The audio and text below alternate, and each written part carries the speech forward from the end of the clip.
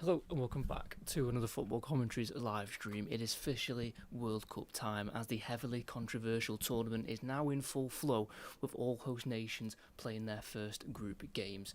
This is the 23rd edition of the FIFA World Cup and America, Mexico and Canada have the privilege of hosting the biggest sporting event. Here in the UK tonight for the late night kickoff we have the Netherlands taking on Japan to kickstart the story of Group F, which also includes Sweden and Tunisia. This is only the fourth meeting between the two nations, but not the first at the World Cup. The Netherlands were 1-0 winners back in South Africa in 2010 as they beat the Japanese via a Wesley Sneijder goal. But despite the fixture not having a wealthy history, tonight writes a new chapter where both teams will want a winning start to their World Cup campaign. The Netherlands are being led out by manager Ronald Koeman, who is experiencing his first World Cup as a manager after playing in two as a player back in 1990 and 1994. The Dutch qualify top of their group to reach the States. An unbeaten run with 6 wins and 2 draws to Poland booked their spot at the World Cup. With just 2 losses in 14 games since the start of 2025, the Netherlands will want to continue their strong run of form to try and win their first ever World Cup. Japan got through 2 qualifying groups to reach this World Cup, finishing first in both. Japan were the first team to qualify for this World Cup, excluding the host nations, all the way back in March 2025. Japan are on a current run of 6 wins in a row, which started in October last year. This run includes wins against England at Wembley and Brazil on home soil. The Football Federation in Japan back in 2005 said that they would become world champions by 2050. If their winning run continues, a journey to the knockouts could be on the cards this time around. So, as Group F is about to get started, will the Netherlands or Japan land the first blow and sit top of their table come the end of play tonight? It's probably the highest quality game we're going to get so far in terms of two teams that are in really strong form. I thought Brazil-Morocco, the first half of that game last night, was kind of the first real showcasing of real quality in this year's World Cup in terms of two solid nations battling it out, and this is going to be the same again. Netherlands are ranked 8th in the FIFA rankings, Japan are 18th, but Japan are on a crazy run of form at the moment, 6 wins in a row since the middle of October, with the wins against Iceland, England, Scotland, Bolivia, Ghana and Brazil as well. So Netherlands have certainly got their work cut out tonight, a team that are heavily reliant on Premier League players, especially their starting 11. But for the Netherlands, it's been a little bit hit and miss in recent times with the World Cup quarter-final stage in Qatar, losing on penalties to eventual winners Argentina, but then in 2018 in Russia they didn't even qualify for that one, then finished in 3rd place in 2014, finishing 3rd after beating the host nation Brazil, and then in 2010 it's a runners-up finish against Spain. And the last time that the Netherlands actually lost in a 90-minute game of football at the World Cup was their last 16 defeat to Portugal back in 2006. They have not lost a game in 90 minutes in 20 years at the World Cup, because in 2010 they got beat by Spain, and that was after extra time. Andres Iniesta. Their loss in 2014 in the semi-final stage was to Argentina on penalties. 2018 it didn't even qualify, and then again 2022 they were beaten on penalties. So it's a very impressive stat that for the Netherlands, but it doesn't mean they've actually won a World Cup within that time. They have finished runners-up on 3 occasions. The Netherlands, which came again in 2010, the most recent, and then back-to-back World Cups back in 1978 and 1974 for Japan. They've not been as successful in World Cups. They have been out of the group on multiple occasions, but they have yet to win a knockout game at the World Cup. They have got to 4 last 16 appearances, most recently in Qatar in 2022, but were beaten that time around on penalties to Croatia. But they've certainly got a team that are well drilled and will be a dark horse in this tournament. I know it's a very heavy label to put on a team that they're a dark horse, because how many times have we said that, and the team have flopped within the tournament, but they've got a serious build of a team that can cause especially the big nations issues. You don't beat England at Wembley and Brazil without having that quality needed to put those teams under pressure. So it's a big night for both. We are in Dallas for this game. 9 games at the World Cup is being played here at Dallas Stadium. It's going to be the venue for England's game on Wednesday against Croatia. It's also going to host the first of the 2 semi-finals at this World Cup. As we're going to go through both sets of starting 11s now, just before kick-off, we'll start with the Netherlands, and it's Bart Verbruggen in goal, who survived an injury scare in the Netherlands last friendly against Uzbekistan when he had to come off with a slight injury problem. It's the back four of Denzel Dumfries, who is looking to be a target of Real Madrid. On the left-hand side at left-back will be Mickey van der Ven, usually at centre-back for Tottenham, but at international level he's usually their starting left-back. And 2 centre-halves of Jan-Paul van Hecke, who's currently a target of Tottenham, to reunite with his former boss at Brighton, Roberto De Zerbi, and alongside him is captain Virgil van Dijk, making his 93rd appearance for the Netherlands tonight, as it's 2 holding midfielders of Ryan Gravenberch, who will play alongside Frenkie de Jong, who's playing in his 2nd World Cup. He did score once in Qatar back in 2022. Just in front of them in an attacking midfield position will be Tijjani Reinders, the Manchester City man, who was able to score 5 Premier League goals this season. His last, though, was at home to Chelsea back at the start of the year. With 3 up front on the right-hand side will be Crescencio Somerville, who's only just been introduced to the Netherlands setup. His first call-up was for this squad. He started his 2 games against Uzbekistan and then also against Algeria in June. He has scored twice in 8 under-21 appearances for the Netherlands. On the left-hand side will be Cody Gakpo, who recently made his 50th appearance for his country last time out, scoring 6 in his last 8. And you might remember he scored in each of the Netherlands' 3 group stage games in Qatar. And through the middle, leading the line, is Donyell Malen, who's not scored in any of his last 4 games for the Netherlands, but had an unbelievable loan stint at Roma in the second half of the season, scoring 15 in 20 appearances on loan from Aston Villa, a club he will be joining in the summer. He will be joining Roma permanently, and that is the Netherlands starting 11. They have made no changes from their last friendly against Uzbekistan, which was 6 days ago.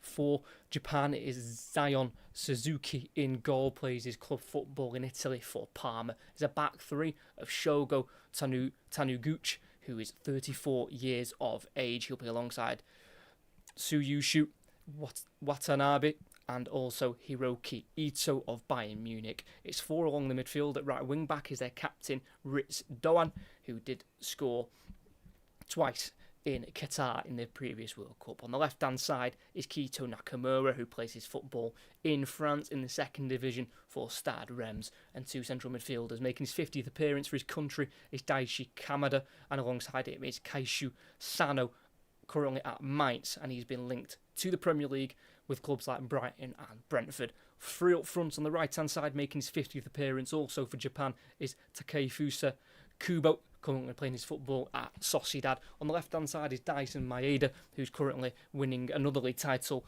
at Celtic, and leading the line through the middle will be Ueda. Ayase Ueda, currently playing his football in the Netherlands with Feyenoord. Last season he scored 25 league goals. He was the top scorer in the Eredivisie, winning the league once more with Feyenoord, as they are the 2 starting 11s here. As at the Dallas Stadium, we're about to get underway for the Netherlands taking on Japan for the first group game in Group F, where there is also Sweden and Tunisia making up the numbers in this group. It is a sea of orange in the stadium. I think the Netherlands have bought their numbers, but Japan will also have their voice. They will travel with hope and optimism that they can try and get to the get out of the group stages and into the knockout stage and try and win their first ever knockout game at a World Cup. As we're waiting for the referee's whistle of Ismail Elfat, an American referee born and lives in Austin, Texas. He did officiate at the 2022 World Cup in Qatar. As the referee blows his whistle, it's the Netherlands to kick off, kicking left to right. Japan right to left. It's Verbruggen, the goalkeeper for the Netherlands, kicking it towards the edge of the 18-yard box. It's a header away for Japan. It's headed up into the air by De Jong on the halfway line, hooked over his head by Van Hecke. It's in the centre circle, ahead of one for Japan as they look to try and hold it up with Ueda, and he can spin and plays the ball out towards the left-hand side to Maeda, who's been tracked by Van Hecke, tries to cut inside, but the tackle's in from Dumfries, and the Netherlands now can break with Somerville, playing out to the left-hand side to Gakpo, 10 yards inside the Japanese half, tries to play it through the middle, it's cut out in the end by Tanuguchi, and it's a clearance up into the air, controlled on the far side on the halfway line by Van de Ven, who shows a bit too much of the ball there to the number 18, Ayase Ueda. But these Japanese strikers brought to the ground, no foul given. And it's a very lively start from both, and we're not even a minute in here at Dallas. It's the Netherlands who will want to try and dictate and dominate the game with the possession, and Japan won't mind that at all. A lot of their big wins against the likes of England have come when they've not had a lot of the ball. They're happy to soak up the pressure and play in the counter-attack. They've certainly got the attacking players to do so. They've got a really impressive front three of Kubo, Maeda and Ueda as well. As midway inside the Netherlands half, it's with Jan-Paul van Hecke, the number 6. He's had 2 bids rejected for him by Brighton from Spurs. They've priced him at £80 million as Van Dijk's high ball up towards Somerville is cut out, but only as far as De Jong in the centre circle, who can keep it away from Ueda. And it's now with the Netherlands, about 5 yards inside the Japanese half, towards the left-hand side, no press. Like I say, they're not going to exhaust themselves for no reason, these Japanese players. They'll press when they feel like it's necessary to do so. Everyone's camped in the Japanese half at the moment, including all Netherlands outfield players. Van Hecke switches it to the left to Gakpo, one-on-one with the captain Doan.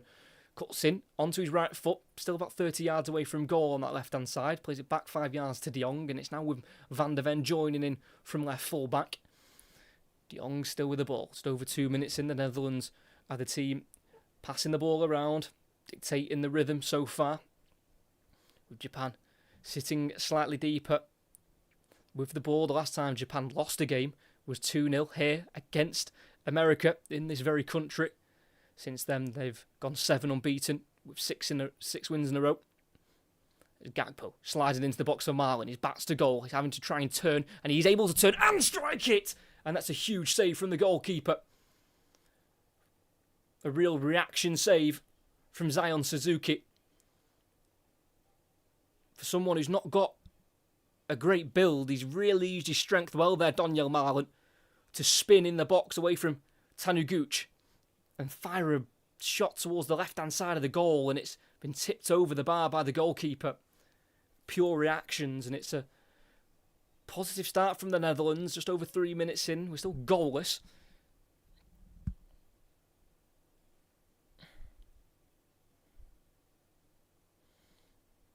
As Marlon, Van Hecke and Van Dijk crowd the 6-yard area, it's going to be Reinders with the in-swinger towards the near post. It's a header away, and it's going to be a ball chased down, but the pace is too much on it. It's going to go through for a Netherlands throw-in on the far side. Was able to spin away from his man there, Marlon, and fire it towards goal, and it's 2 strong hands from the goalkeeper to make sure that diverted itself away from goal. Donyell Malen without a goal in his last 4 for the Netherlands. Did score 4 in 7 though in qualifying. This is his first ever World Cup for Donyell Malen. Injured for the one in Qatar. Did score twice in Euro 2024 against Romania in the last 16 as the Netherlands come forward again. Dumfries in the central area. Malen looking for the run into the box from Somerville. Slightly overhit, couldn't get it under control, and it's zipped out for a goal kick for Japan, who will know that this is going to be their place in the game of having to defend a lot and concentrate a lot, but I don't think they would have expected this sort of onslaught early on from the Netherlands, who won their final friendly before this tournament, winning 2-1 against Uzbekistan. 2 penalty goals from Gakpo, the difference, one of them in the 98th minute to win the game. Japan have gone long and it's sloppy and it's gone straight through to Verbruggen. And the Netherlands will be finding confidence from this start, 5 minutes in, because a lot of people have talked up this Japanese side just due to their fantastic recent form.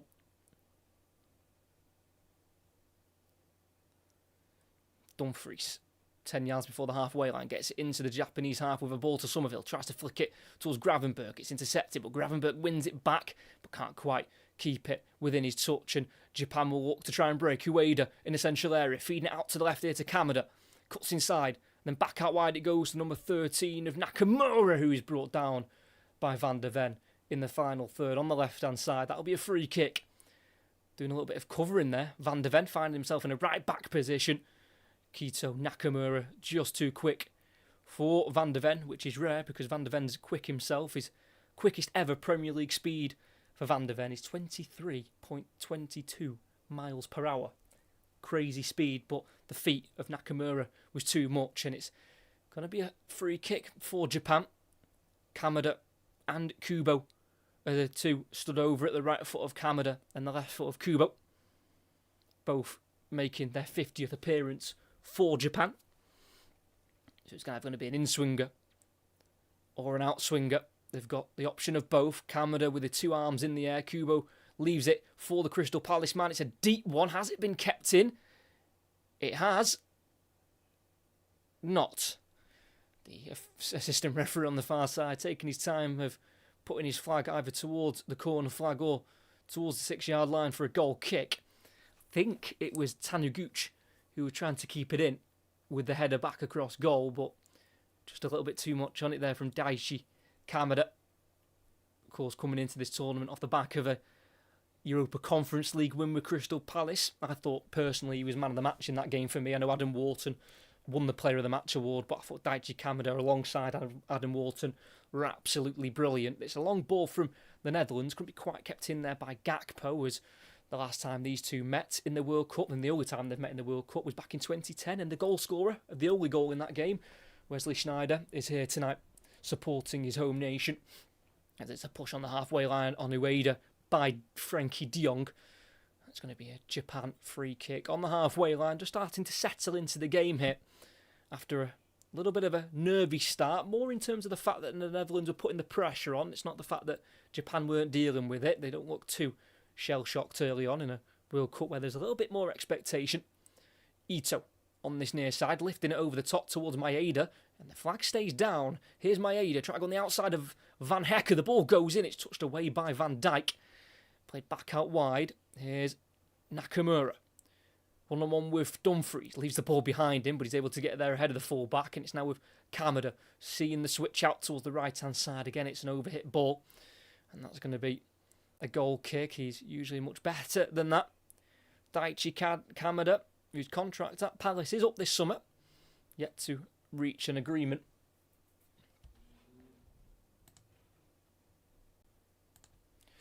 The goal kick for the Netherlands, took by Van Dijk, lays it across to his right to the goalkeeper for Bruggen, who will kick it long up towards Gakpo, who heads it on towards the edge of the 18-yard box. It's a clearance away from Shogo Taniguchi, and that's going to be a throw-in just inside the Japan half for the Netherlands. It will be taken by their number 15, Mickey van der Ven, who does have the one goal for his country, and that was back in an 8-0 win against Malta this time last year. It's his first World Cup for Van der Ven. Did feature at the last Euros, but all 4 of his appearances came off the bench, as they're still just in their own half at the moment. On this near side with Dumfries. First time pass, 15 yards to his left to Van Hecke. Short ball to de Jong, whose touch isn't great, but he keeps it away from Maeda for now. Turns back on the attacker, and then finds himself a bit more room now in the centre circle, and shifts it to his left to Van Dijk. On once more to Van der Ven. And into Van Dijk once more.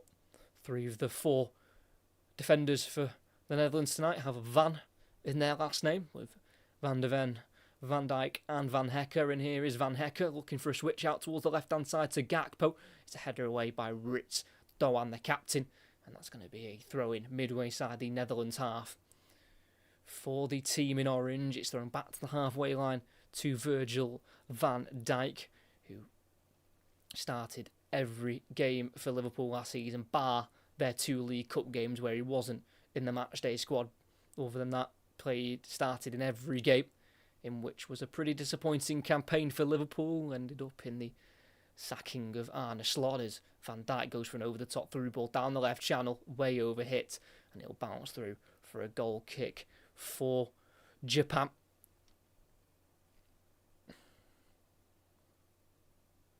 Like I say, qualified all the way back in March 2025. Japan, 2 qualifying groups they had to go through.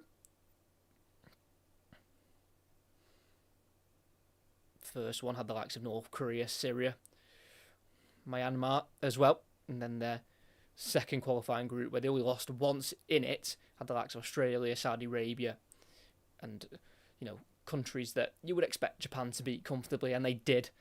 And they are now in the World Cup for real, as the goalkeeper Suzuki goes towards the halfway line. It's a well-won header by Van Dijk, but he can't find a teammate, and it's now with Kamada in the midfield, pokes it through to Nakamura, who's found in the more central area, plays out to the right-hand side towards the captain, Doan, the number 10, who will take his time on the far side, brings it into the Netherlands half, about midway inside the opposition half, and it's now time for Japan to try and have some possession of the rope.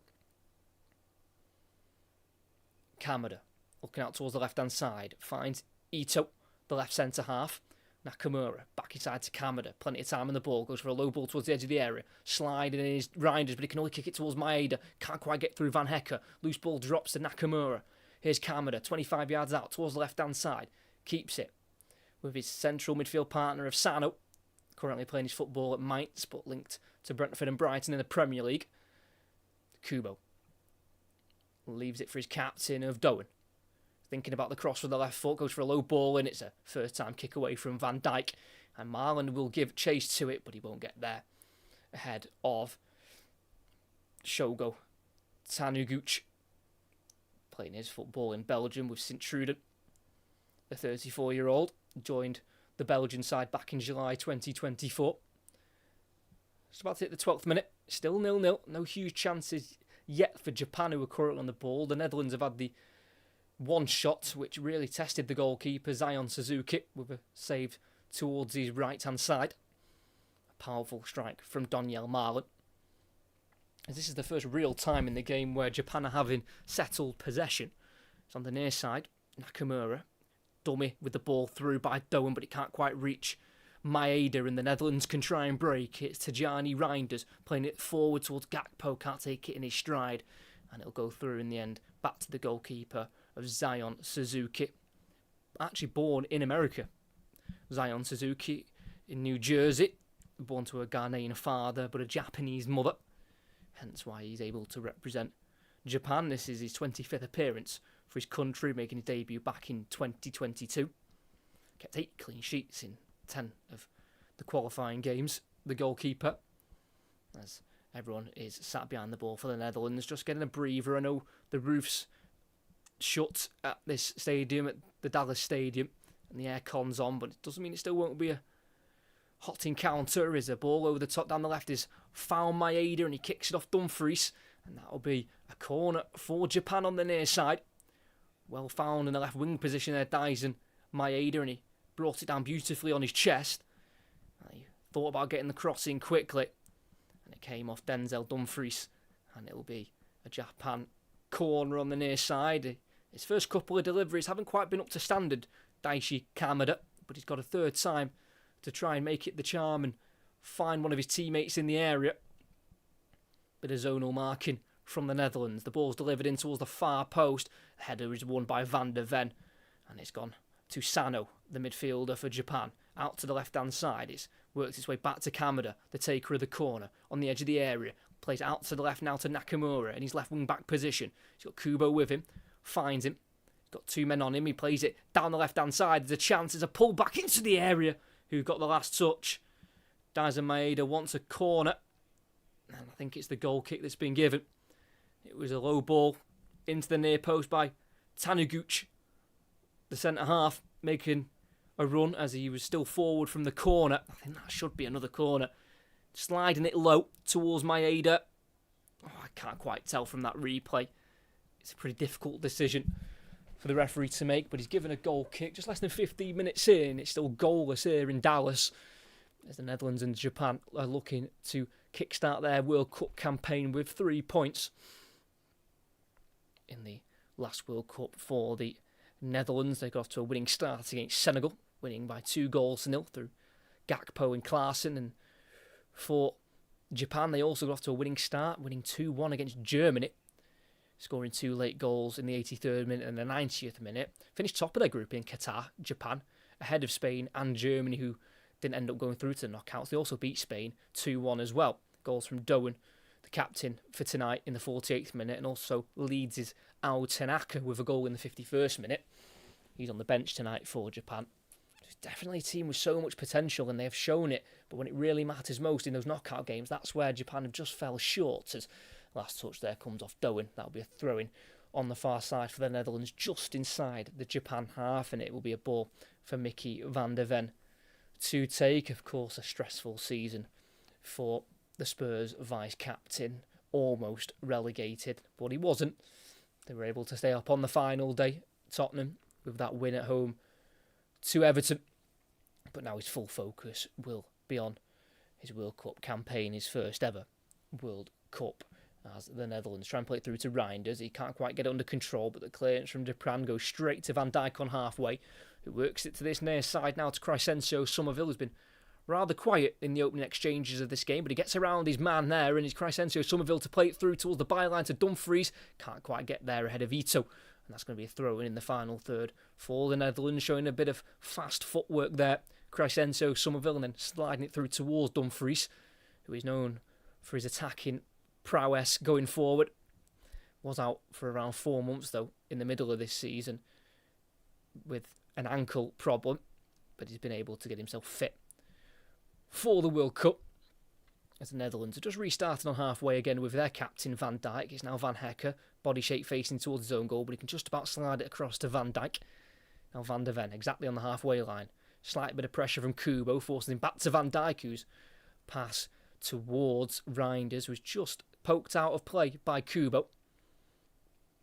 And Van Dijk will have another go, as he's been throwing the ball, and he's so important to this Netherlands team. Van Dijk, question that he'll really play in another World Cup. This is just his second ever World Cup at the age of 34, as Somerville in the final third, right hand side, goes on the outside of his man and puts the cross into the back post. It's a header away by Doan to Kubo on the edge of his own box. He's being closed down by Van der Ven, but he can lift the ball down the right channel for Doan, who will keep it in just before the halfway line. Can't quite get around De Jong, and the last touch comes off the Dutchman, and that'll be a throw-in on the halfway line for Japan, throwing it back into their own half, and a bit of time on the ball with their centre-halves. It's going out to this left-hand side to Hiroki Ito. Played 23 times this season for Bayern Munich. They'd struggled with a really bad foot injury at the start of his Bayern Munich career. From July 2024 to October 2025, he was out with foot injuries. So had to really wait to get his Bayern Munich career really kick-started, joining Bayern Munich from Stuttgart. Just over 18 minutes in, still goalless. It's a ball into the middle of the pitch, and it's found Maeda, who takes a touch out wide to the right, and then his ball is intercepted by De Jong, who can keep the ball away from the press and play it into the middle of the park to Gravenberch, racing his way towards the centre circle, then a ball forward into the Japan half for Marlon. Now it's Gakpo in the left wing position, one-on-one with his central defender. Can he get the ball into the box towards Marlon? He can't quite dance his way through. Cleared away in the end, but it's the Netherlands to come straight back at Japan as the clearance goes straight to Van Hecke. And everyone behind the ball now for Japan, with Van Hecke on it, just inside the centre circle. He leaves the centre circle and he's wanting to try and find a pass forward if he can. Frenkie de Jong with the ball, plenty of time on it for the Barcelona man. Formerly of Ajax, of course. Joined Barcelona now back in 2019. He's been around for some time, Frenkie de Jong, now at the age of 29. Here's Gakpo on the far side. Any real avenues being closed down at the moment. Forced to go back to De Jong. His Reinders on the half turn, working its way to Gravenberch. There's space on the right hand side for Somerville. He goes to Van Hecke first, then to Somerville on this near side. Back into Van Hecke, about midway side the Japan half. It's a ball left hand side now with De Jong. Everything to his right for Gakpo, who's one-on-one with Doan. Onto that stronger right foot. And then playing the ball into the area. 1-2 of Van der Ven. Can't quite get the next ball there, Gakpo. And I think Van der Ven's fouled his man of Kubo. Has he? No, he hasn't. Bundled him to the ground, but it was just a fair use of strength to the referee. So a quick throw-in taken by Van der Ven. Who gets the ball returned to him by Reinders. He has it again on the angle now on this left-hand side. Going into a more central area to De Jong. To the right flank to Somerville. Back to Van Hecke. Then a ball swept across the turf to Van Dijk forward to Van der Ven. Here's Gakpo, one-on-one with Doan once more. Kubo's close by to offer that second string of support for the Japan defence. They've got to be patient here, the Netherlands, and that's what they're doing at the moment. Here's Gakpo once more. Does he fancy running at his man now? He does, but he's then been left for Kubo to deal with as he's been forced away from goal. I mean, it's kind of concentration for both. I mean, it's concentration in the Netherlands side in terms of when they're attacking, not to give the ball away, poorly, but then also at the same time, Japan can't lose concentration when following players' runs. So it's a real battle in the psychological sense at the moment. Less than 21 minutes in, still 0-0, just the one chance from Marlon, which forced a really good reaction, say, from the goalkeeper, Suzuki.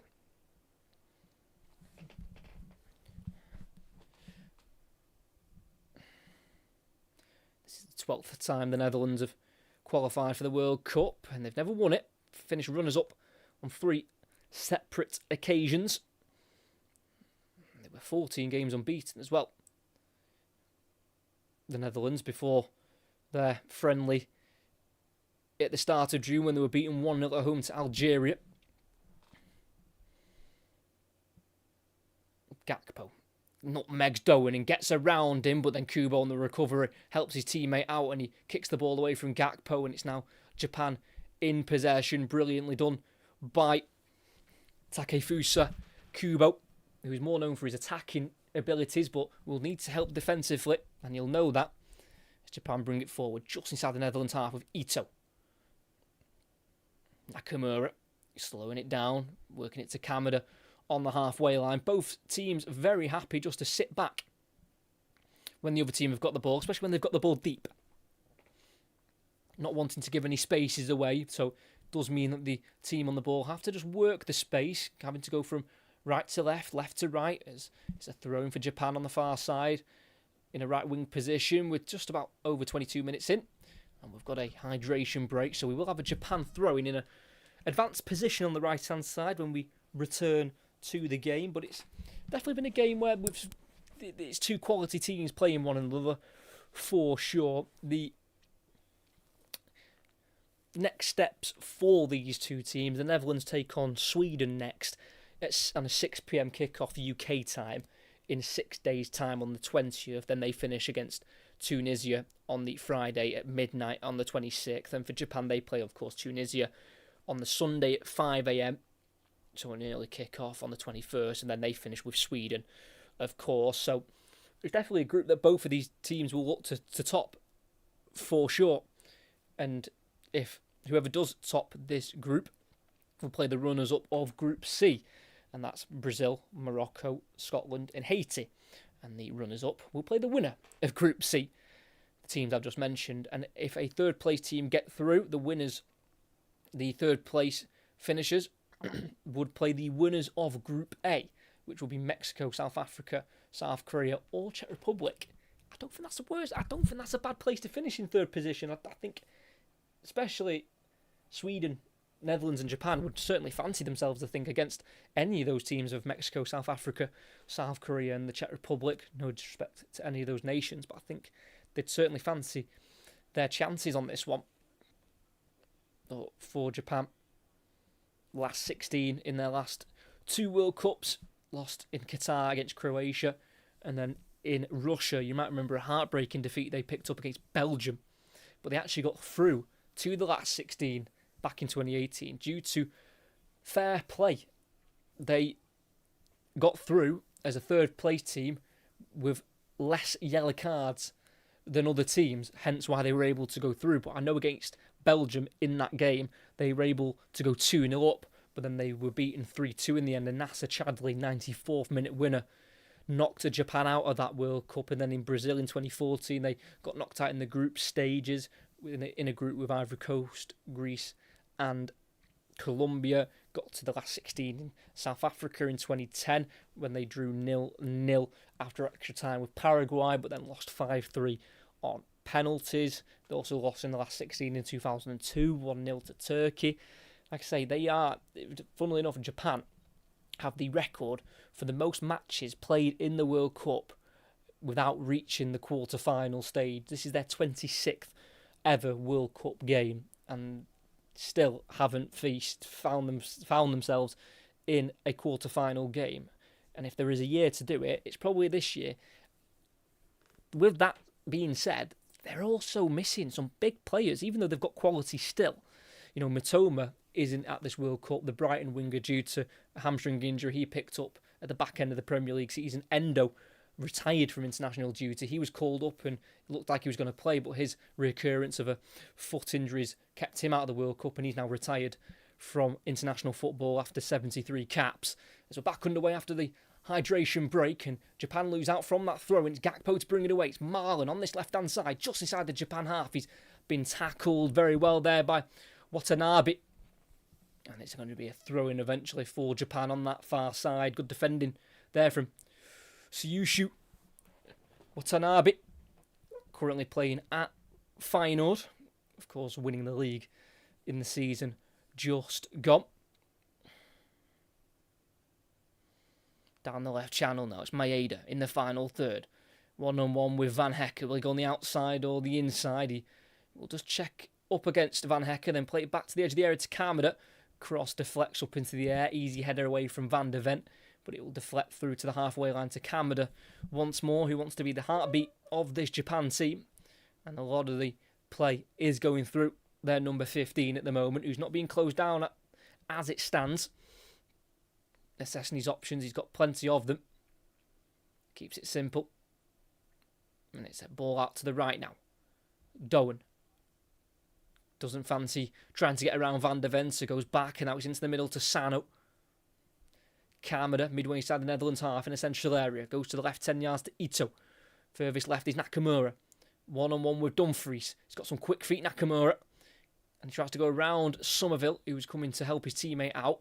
Keeps it to Kamada. Then back out wide to Ito, who's got space to put a cross into the area. It's a header on the 6-yard line by Van Hecke. It's a side-footed pass to Sano from Kamada, so Japan can keep the pressure up. Doan in that right wing-back position. Left-footed, low ball in. Laid off by Maeda. There's a chance for Nakamura. Back to goal. Has to force it away from the area. And then a shot in the end from Ito is fired well over the crossbar. Clever ball though from Doan into the area, that low one to Maeda, who then touched it out to Nakamura, and you feel like he's got to try and hit that third time, but took a touch, then was facing away from goal, eventually laid it off to Hiroki Ito, who's not known for his goal scoring. Has scored once for Japan against Peru in a 4-1 win back in June 2023. But that time it was sailing over the crossbar, but it's an attempt on goal for Japan. We've now got some defending to do with De Jong playing it out to the far side to Van de Ven, about 15 yards inside the Japan half, laying it back off into De Jong, and here's Van Hecke, who's now made over 100 appearances in the top flight of the English game. Van de Ven at left back. Into Van Dijk, midway inside the Japan half. He's found his club teammate of Gakpo on the left wing, trying to get onto that right foot, and he has done, but has to just lay it off behind him 5 yards to Van de Ven, because Doan and Kubo are not allowing Gakpo to do what he wants on that left-hand side, as Gakpo has the 1-2 with Van de Ven, who's raced away in the area, and he puts it across, and it's cleared by Ito.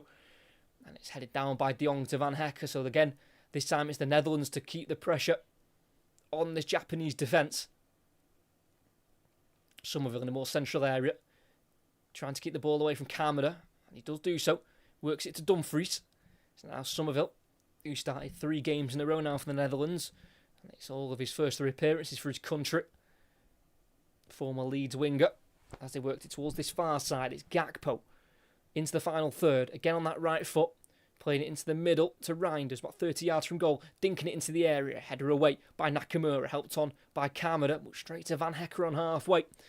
And it's certainly a game where it's going one way then the other. Netherlands having spells of possession, then Japan having time on the ball of their own, as Gakpo is able to eventually get across, and it's Dumfries who gets there, and he tries to head it back across, but instead hits the roof of the net, and that'll be a goal kick for Japan. Just less than half an hour in, it's still goalless here in Dallas. As both teams have started positively, looking to try and get forward and try and create chances, as here is Suzuki on the ball in goal for Japan in a full yellow kit tonight. Tries to dink it up towards Maeda, header won by Van Hecke. But he's helped out by his teammate Sano, but then Van Hecke wins another header. And it's to Marlon, who's in a left wing position now, keeping the ball away from Kubo. Here's Marlon. Game's just gone to walking pace as Japan are in their shape. That's just something that the Netherlands need to remind themselves of. When they're slowing it down, it allows Japan to get into their shape and system, and the tighter they are at the back, the less holes that they'll leave for the Netherlands to try and exploit. On the near side with Somerville, he is one-on-one with Nakamura. I think what helps with Japan in terms of their counter-attacking and attacking their two wing-backs of Ritz Doan and Kito Nakamura, they are more attacking style players, but they've got the mentality and the maturity to know that they've got to be doing their defensive work well. And you can tell they've been drilled on their defending because they both seem so concentrating when they're defending, so focused, knowing the role they've got to do when they've not got the ball. Everyone's still behind the ball there for Japan. It's with Van Dijk, midway side the Japan half. Plays out to the left again to Gakpo. It's a short ball. It goes through his legs and Doan. Man, that's going to be a throw-in for Japan. That's where I mean about the concentration, not just when you're defending, but when you're attacking. Just because you're having a lot of the ball, that doesn't mean you can loosely give away possession, and your passes have got to be crisp and sharp, and that wasn't from Virgil van Dijk.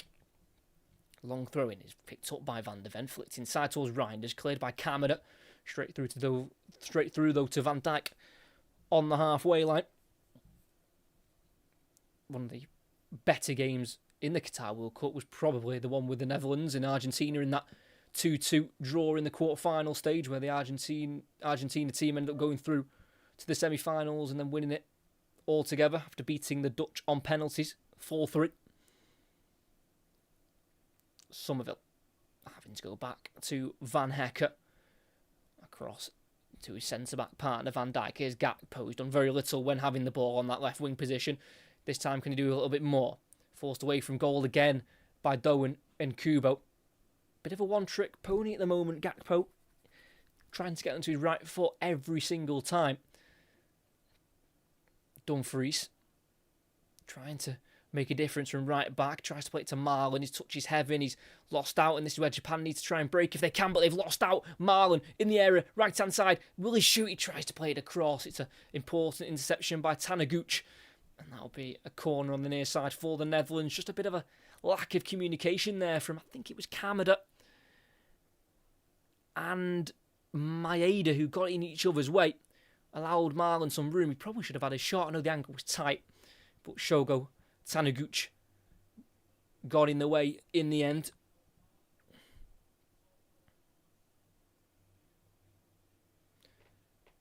So it's a set piece for the Netherlands here in Dallas. First group game in Group F. It's going to be an outswinger from the right boot of Tajani Reinders. In it goes to the 6-yard box, headed towards goal, and it's had to be cleared after the shot was parried. Back out to Reinders, who puts it in once more, and Van de Ven gets too much of his head on the ball, and it goes over the crossbar. Another save required from the Japan number one, Zion Suzuki. It was Marlon who won the header, headed it down, and it was a parry from the goalkeeper right in front of him. And he was fortunate that it was his teammate who got there first to clear of Taniguchi. And it's the Netherlands who have had the two big chances in the game, both through Marlon. Japan really haven't tested Verbruggen yet, despite having spells of possession. And from their goal kick, they've already given the ball away.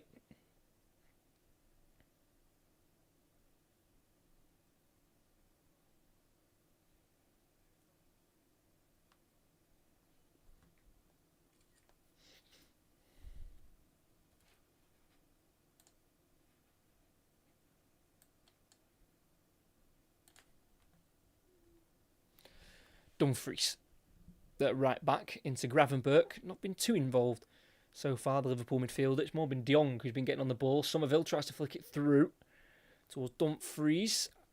Has the referee given a handball there? I think it might have come off a hand. It probably was accidental. But I think the arm was in a more unnatural position. despite him not knowing too much about it. So here's going to be a free kick on this right-hand side for the Netherlands, again to be taken by Reinders. Probably about 30 yards away from goal on this near side. Got to get the delivery right. The Manchester City central midfielder, formerly of AC Milan. Left arm raised.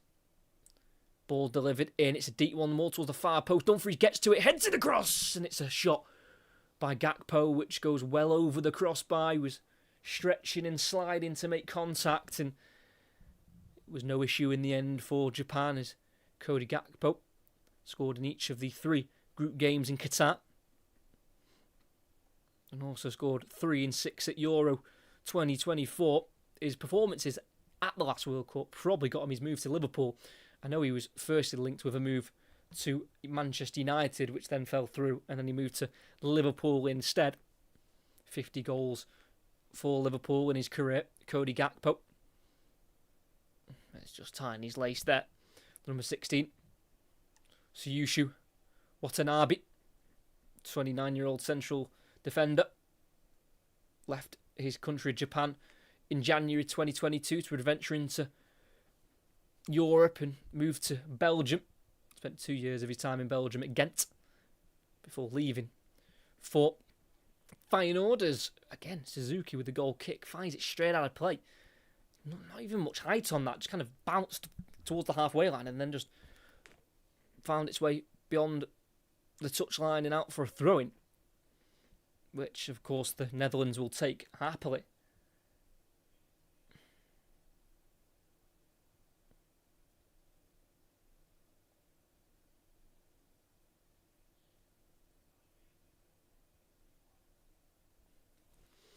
Throw-in.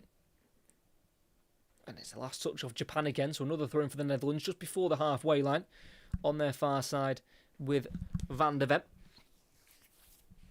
He throws it back to Van Dijk. They do have the one major honour, the Netherlands, and that was with their win in the Euros back in 1988, beating the Soviet Union in Munich.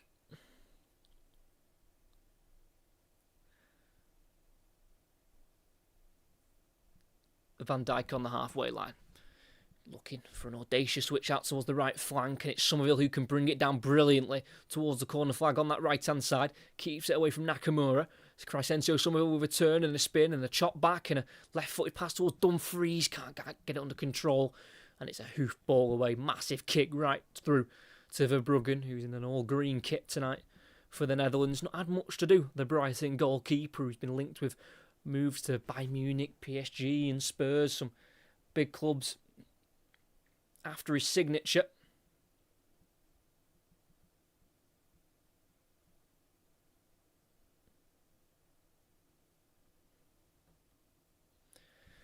Van de Ven into the centre circle to Van Dijk. Bit of pressure from Ueda, who's been pretty much non-existent up front for Japan. Not really his fault. Not a lot has gone through him in the early parts of this game.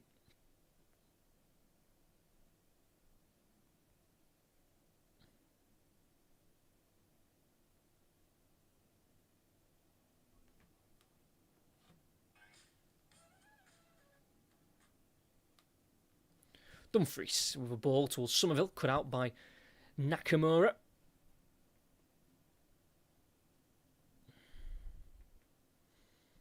Six minutes to go until half-time. It's De Jong in the centre circle, just about keeping it away from the pressure of Kamada, who kind of intensified the press there for Japan. Gakpo going back towards the halfway line, being forced away by Kubo. They've had him locked on that Japan right between Doan and Kubo. Gakpo's not been able to do much in the wide areas. Dumfries going for an early cross. It's easily blocked there by Maeda. It's going to be a throw-in for the Netherlands.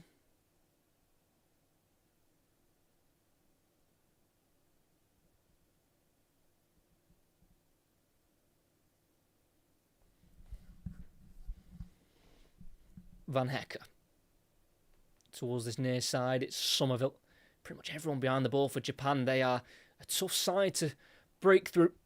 Doesn't mean the Netherlands won't try. But you've got to be quick with the ball when you're moving it around. The Netherlands are trying to withstand a decent pace when moving it from one side to another. Need probably a little bit more movement though off the ball. Van Dijk, Gakpo, inside to Van der Ven. Towards the final third, he's been forced to go back to Van Dijk, having to be really patient here, the Netherlands.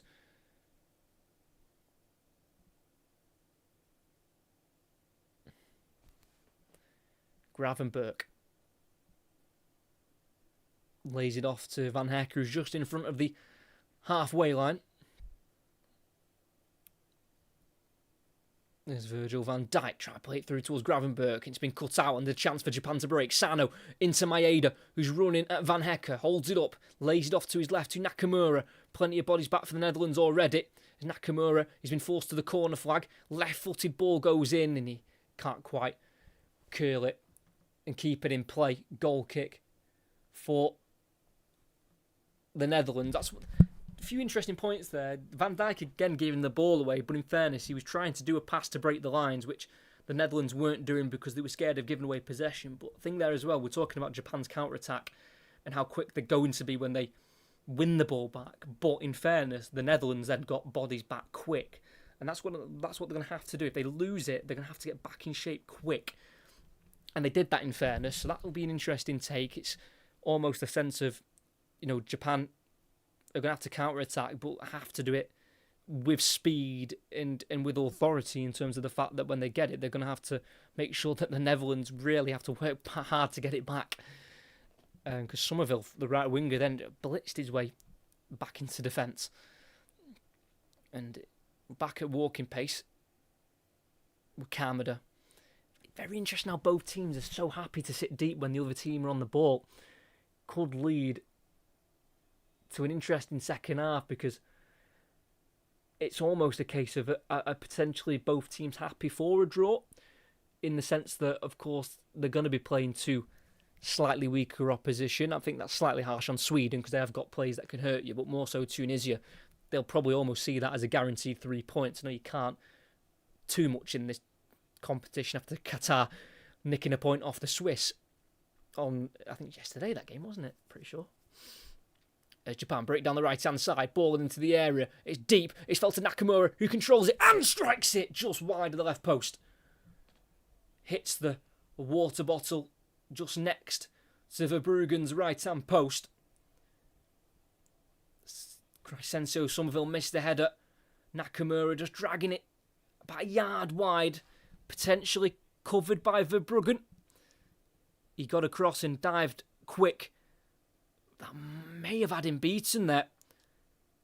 Chance for Kito Nakamura, who scored 2 in his last 6 for Japan against Bolivia and in their very famous win against Brazil.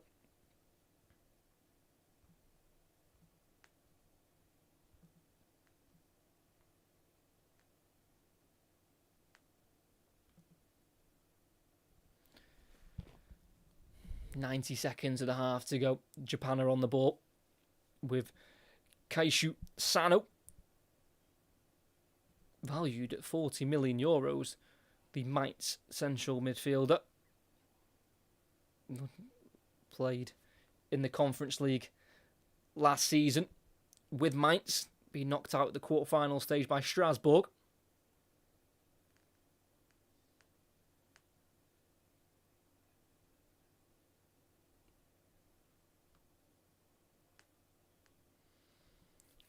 Kamada trying to find a ball through to Ueda. It's a brilliant ball in the area. Ueda with the shot, and he rattles the side netting. Has been very isolated up front, but Kamada playing the ball right through the Netherlands team, and it just bounced its way through to the right side of the box. Van Dijk was too slow.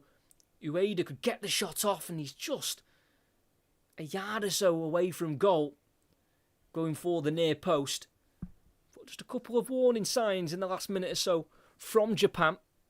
Nakamura with the first attempt wide of the near post on the left-hand side, and then that time it was Ueda with a shot close on the right-hand side of the area. Again, not forcing a save from Bart Verbruggen, as we've hit the 45th minute. Of course, we had a couple of minutes break due to the hydration break. And we're just going to add those 3 minutes on. I don't quite get the point of the hydration breaks because you just have the time back on at the end of the game as the Netherlands have given away the ball on the far side. Again, just sloppy, lack of concentration.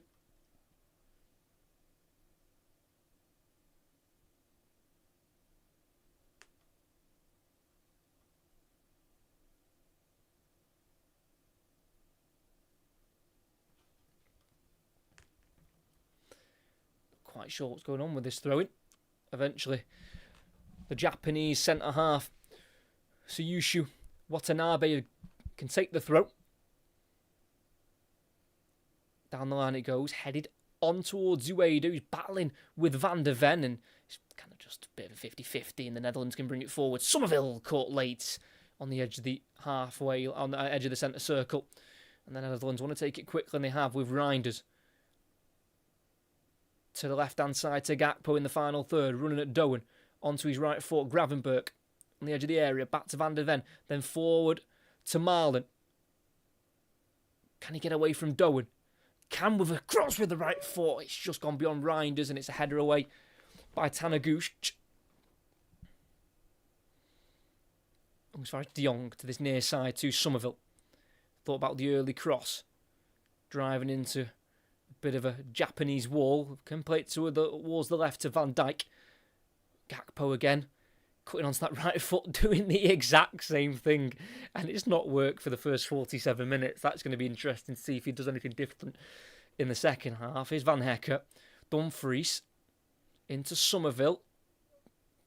Just about keeps possession for the Netherlands. Then Van Hecker returns his man of Nakamura. Trying to play it inside. It comes off the number 13. That's a corner for the Netherlands. Well won there by Van Hecker.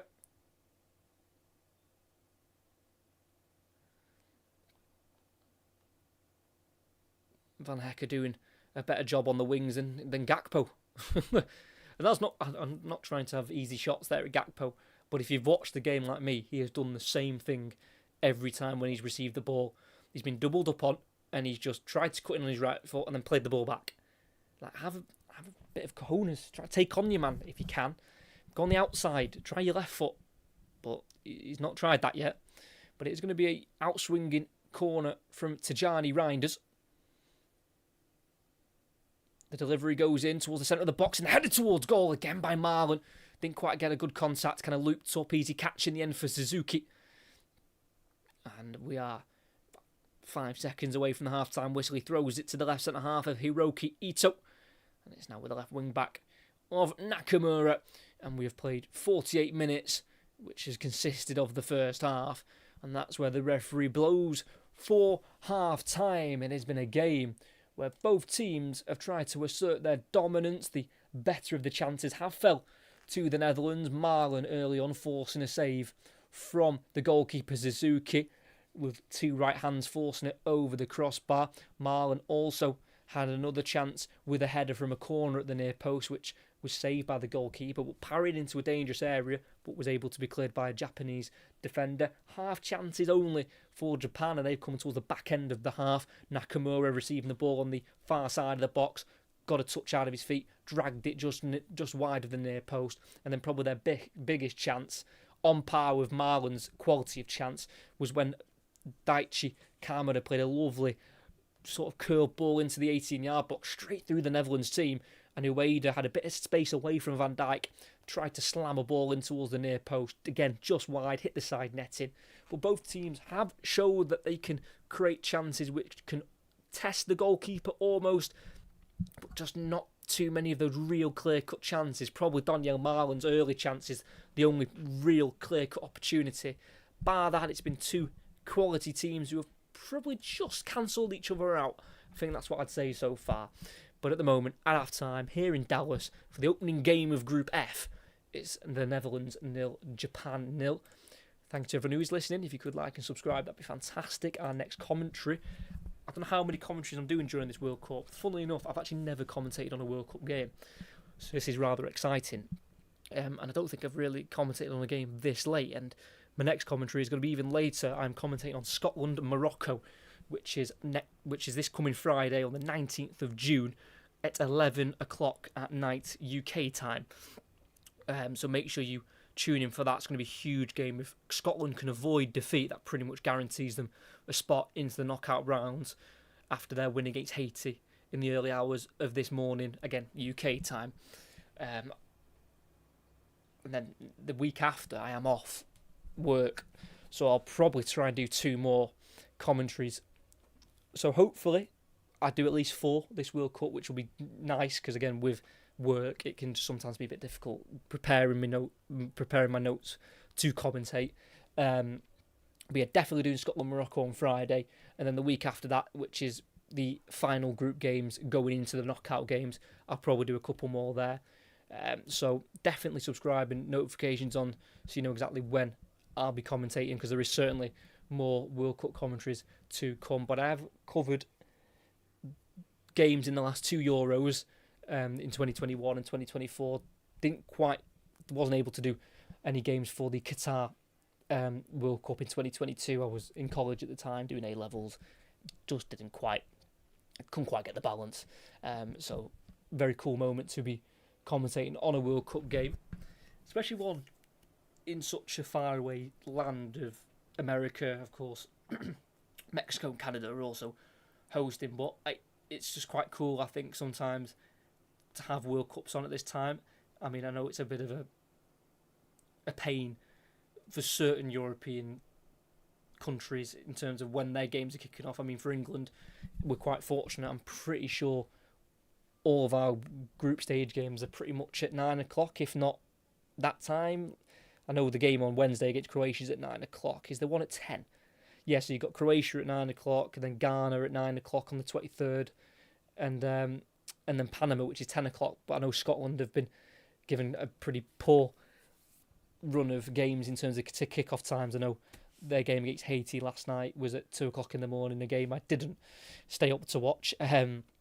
Have seen the highlights though, and I've heard what certain people thought of the performance. Didn't seem like it was a very positive one for Scotland in terms of it seemed like they sat back quite a lot, weren't quite as aggressive and attacking as they probably wanted to be. But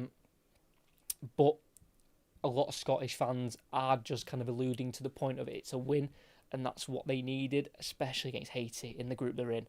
Brazil, did they seem off the pace last night against Morocco? Of course they did. For the first actual game I watched thoroughly at this World Cup, and they were off the pace badly. I mean, Casemiro hooked at half-time, kind of exposed a little bit for how slow he has become. I know he had a positive back end to the season for Manchester United, scored a lot of goals, but I thought him and Guimaraes were overrun by that Morocco team, who I think again will be dangerous this World Cup. They finished 4th in Qatar. Morocco, of course, being given the AFCON title after it's gone down as a forfeited match by Senegal. I know that's being what's the word? I can't think of the word. But they're fighting that case. Senegal, they're appealing it. That's the word. So even though they've currently got the award for the African Cup of Nations trophy for 2022, that's still all up in the air because, of course, Senegal won on penalties, but walked off the pitch before Brahim Diaz's missed penalty, which then obviously missed, which then meant it went to extra time. Senegal won it in extra time. Whole messy situation. I'm not going to lie, it was one of the most entertaining back ends of the games I've ever seen. I don't think I've watched all of the AFCON final. I think I just had it on in the background. I was doing other stuff, and then obviously when it started kicking off, I really had a look, and it was, yeah, it's very just AFCON, that whole situation. But I mean, Morocco especially first half, they would have been so frustrated. They were in at half time, drawing that game. I think it was quite a sloppy goal to give away in terms of, allowing Vinicius Junior to just cut inside so easy and wrap it into the top corner, because that's exactly what Vinicius Junior does so well. Thoroughly got his team out of trouble with that, because Brazil were just so poor. I mean, I think the second half, the intensity of the heat took out both teams, and it was a slightly slower half. But I think for Scotland, it's massive they've won that game last night, because pretty much guarantees them a third place finish, really.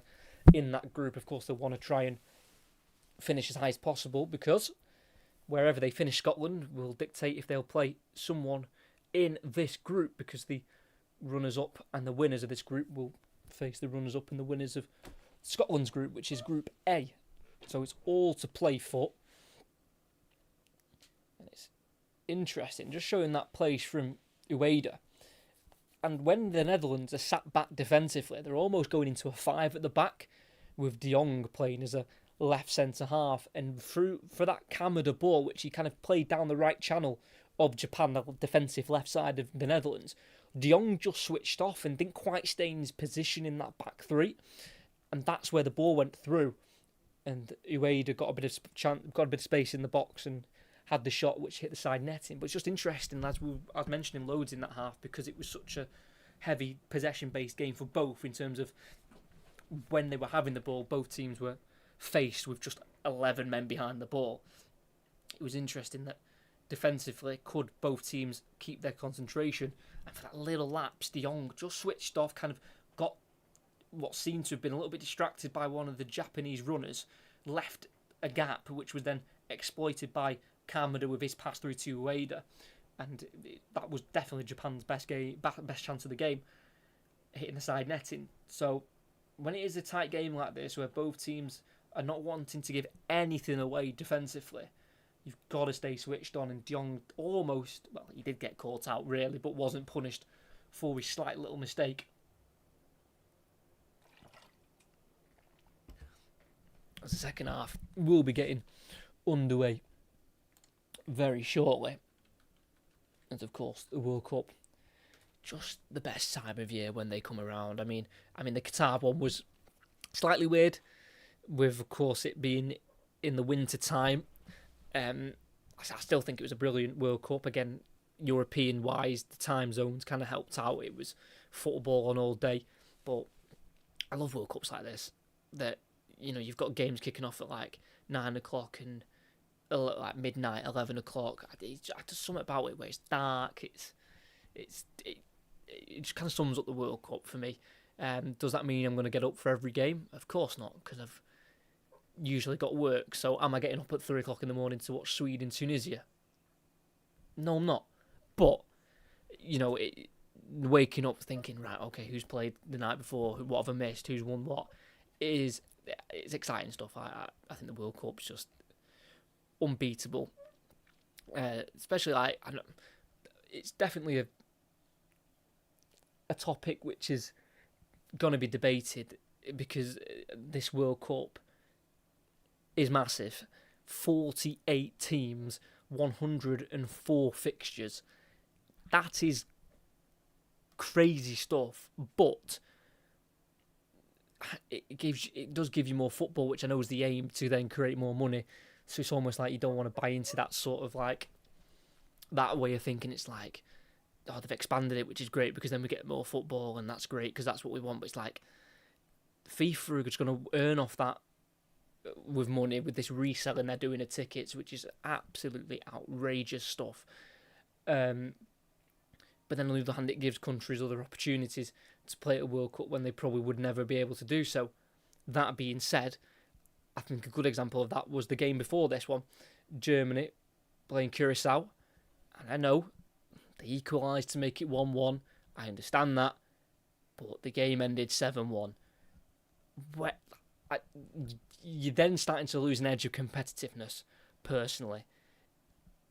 So, you can debate it both ways. I think I'm kind of against the expanded World Cup just because it's a pocket filler for FIFA. That it just is.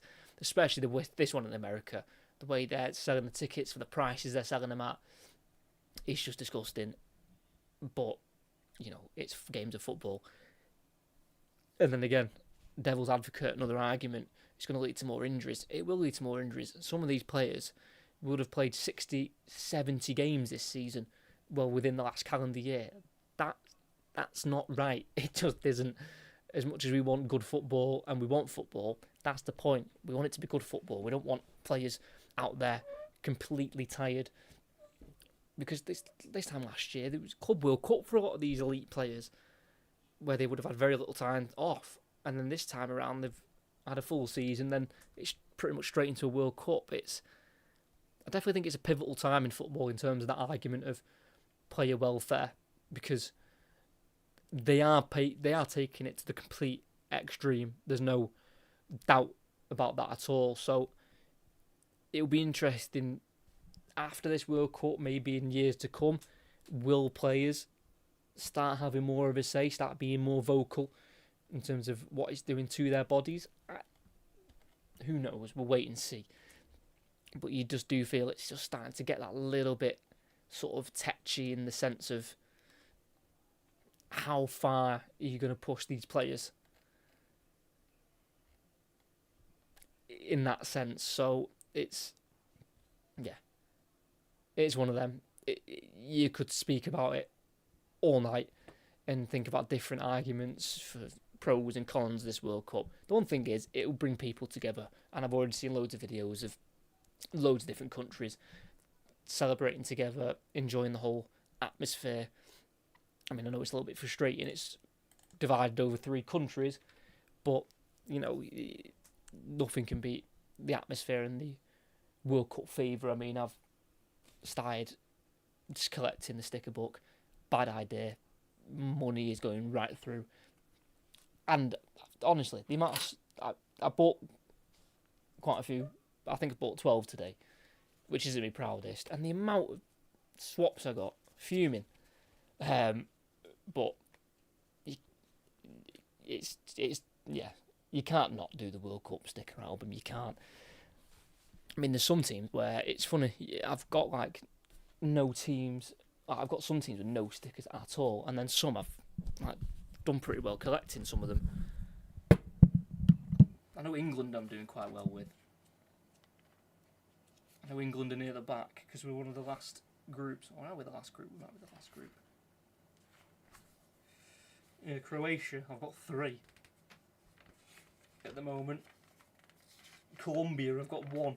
But England, I've got 6. Stones, Pickford, Trent, Bellingham, Rodgers, Rice. There's one team in particular. To be fair, Brazil, I've got 7. So that'll rinse the money out of me, because I've definitely planned on buying a box of like 50 or however many you get in a box. And what I found quite funny was, and I saw it on Twitter, someone saying like it's all good collecting the stickers and like opening them, it's, you know, dead exciting, this, that and the other, and then when it comes to putting them in, genuinely, I had 12 packets. What's that? Don't know how. Did you get 7? It's then 12 times 7. It's like 80? Is it 84? Am I embarrassing myself? Let's not embarrass myself.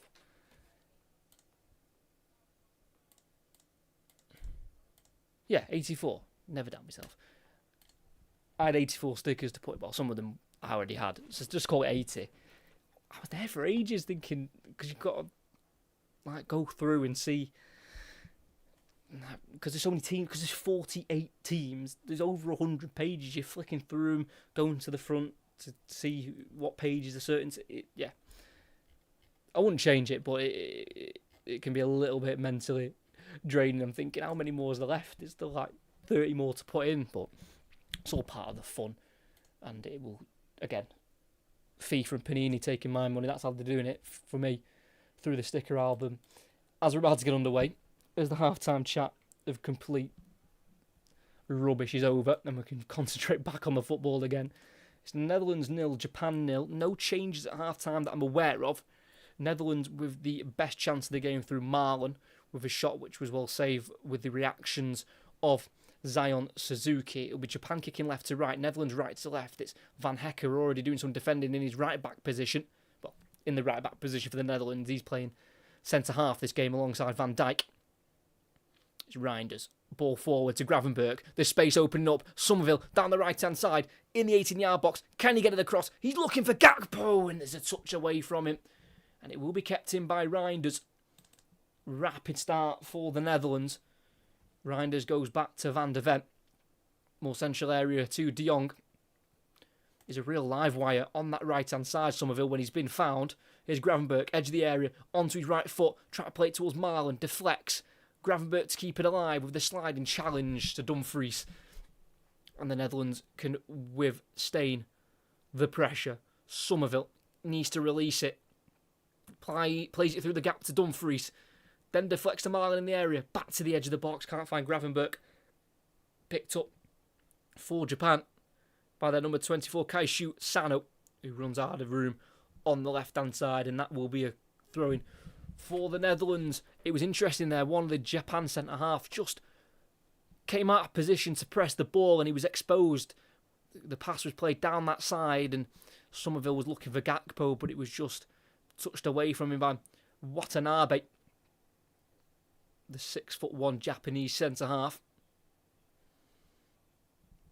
Van Hecke, Gravenberch out wide to the right side to Somerville in the final third. 1-on-1 with Nakamura. Try to find the run here of Gravenberch. Finds him. Ball across! And it's no one there attacking it. Do not get me wrong, that was hit with some fierce speed and venom. But no one really committing to that ball in by Gravenberch. Just starting to find those spaces at the start of this second half. The Netherlands. Marlon tried. He was a bit late on the scene, but Gakpo and Reinders didn't make a run forward. Watanabe with a throwing down the line. Ueda keeping it away from Diong for now. Ueda winning the throw-in for his team. Fantastic season in Eredivisie for Ayase Ueda. 25 league goals. Winning the league by 19 points with Feyenoord. Turning 28 in the back end of August. So again, but let's start the first half. Netherlands putting some early pressure on. Japan riding the wave so far. There's a ball out towards Nakamura on the left. Just too high for him. Couldn't quite keep it in. That's a throw-in the right back position for the Netherlands with Denzel Dumfries, the Rotterdam-born fullback. 30 years of age, looking like he's going to be on his way to Real Madrid. With Jose Mourinho, with Somerville on the halfway line, heads in on from the throw. Can't be kept alive by Reinders, and it's a header away by Dumfries in a right back position, then kicked up in the air by Sano.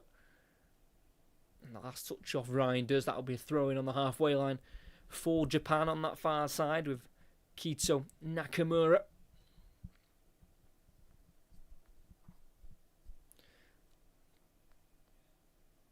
Kamada to Ito.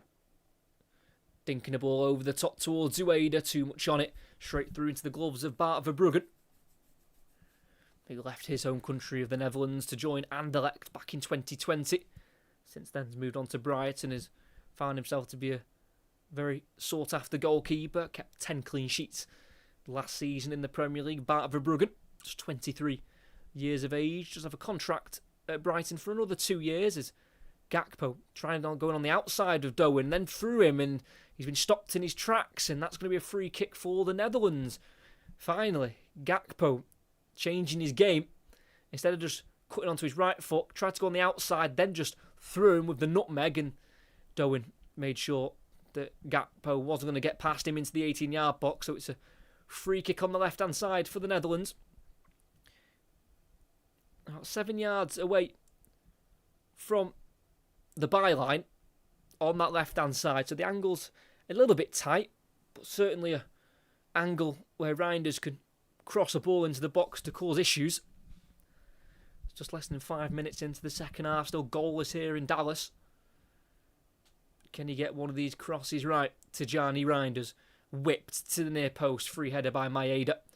Back into De Jong, who can work it to the right-hand side to Dumfries. To Gravenberch, who can get out of his feet and cross it to Virgil van Dijk, who heads it home. Off the post and in. Their captain, their main man, puts them in front in Dallas.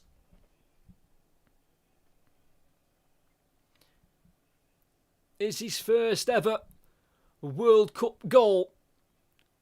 And at the age of 34, Virgil van Dijk is truly looking for world glory. It was Reinders with the free kick originally, which was poor. It was headed away. And it was De Jong to work it out to the far side to Gravenberch, who whipped the ball in. And around 8 yards out, Van Dijk Headed it across. Beyond the goalkeeper, off the post, in it. VAR might potentially check a foul. Van Dijk maybe shoving his marker of Watanabe, which allowed him the space to get the header. But in his 93rd appearance for his country, that's his 13th goal.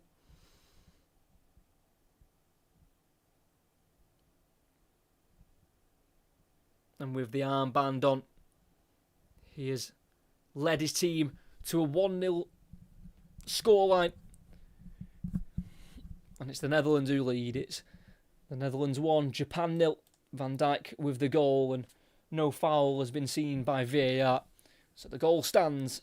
Japan have got to come from behind. They've not lost since losing to America back in September. They lost 2-0.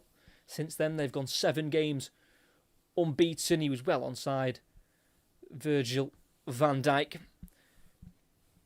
Brilliant link-up play with his club teammate Gravenberch.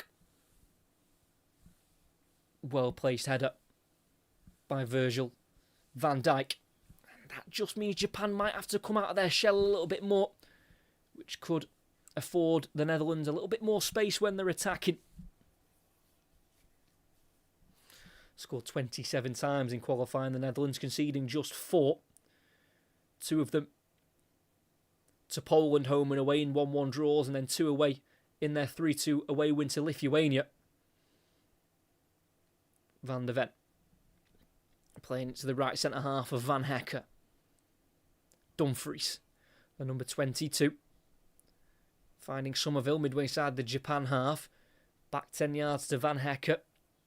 Here's Frenkie de Jong into the goal scorer of Virgil van Dijk. Going across to Van Hecke once more. It's the Netherlands who are dominating this game now.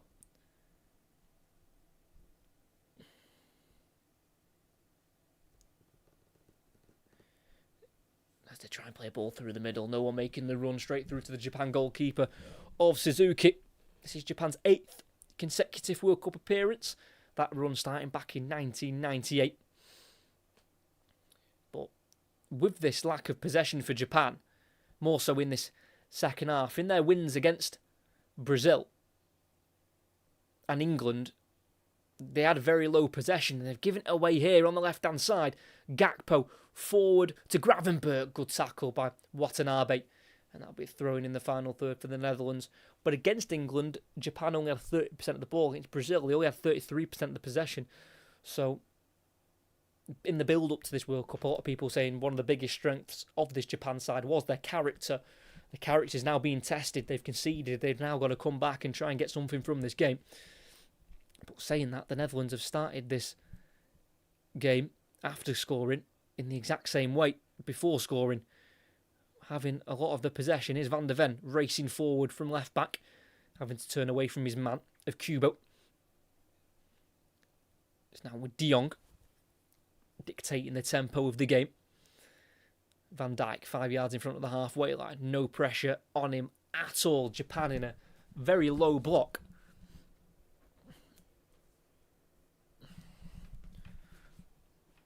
Jan-Paul Van Hecke to Dumfries at right back. Now being closed down by Maeda. Forced to go to his goalkeeper of Verbruggen. Just outside of his 18-yard area. Calm 15-yard pass to Virgil van Dijk. Now made 374 appearances for Liverpool since joining back in January 2018. Leading Liverpool to their second Premier League title 2 seasons ago. Of course, part of the squad that won the one during COVID back in 2020. Dumfries dink ball into the area for Somerville. Will he get there? He will. And he'll play it into the area, and it's kicked away from Marlon.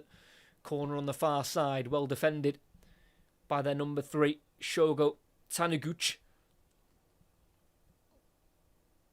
Perfectly weighted pass by Dumfries. And Marlon almost got there. The angle would have been tight if he got the touch ahead of the Japan centre-back.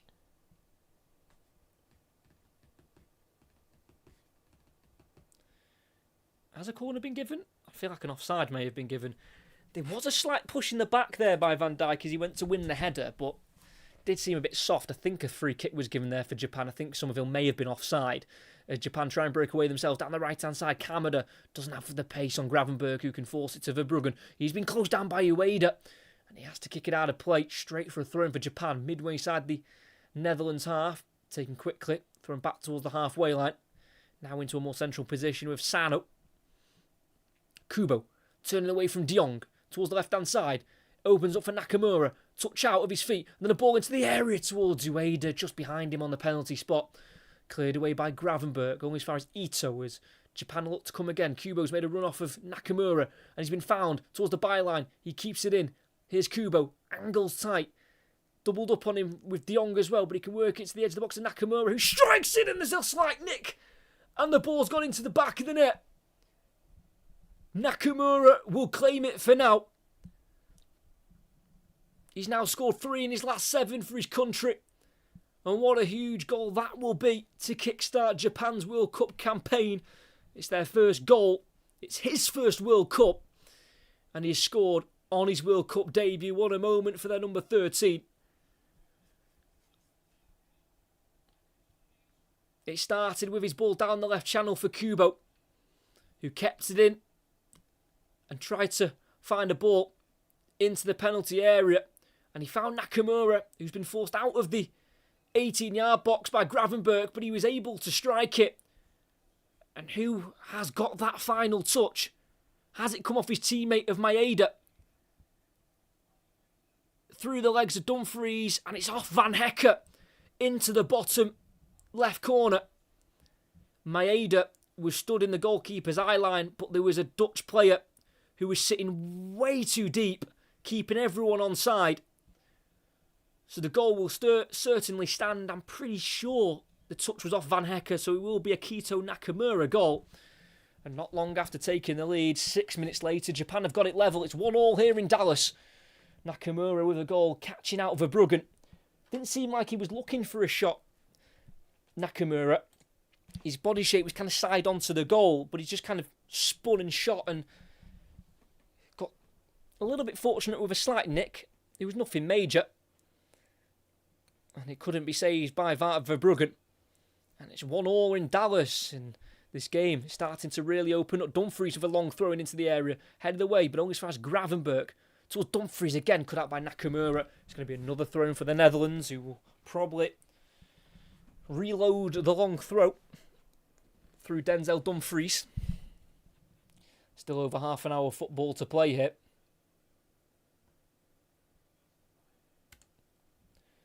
It's a looping throw in. It's caught by the goalkeeper, but the referee had stopped play as the throw-in was being taken.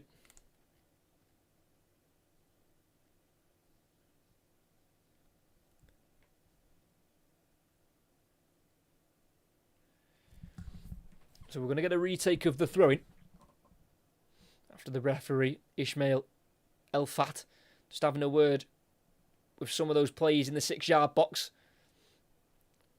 And it goes to the near post. Header won by the goal scorer for Japan, Nakamura.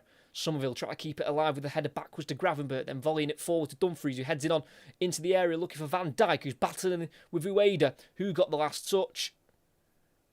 The Japanese forward did. It's a corner on the far side for the Netherlands. Well won by Virgil van Dijk. Couldn't quite avoid the corner. Ayase Ueda. And again, it's going to be another corner for the Netherlands. And again taken by Tijani Reinders on the far side. It'll be a right-footed outswinger.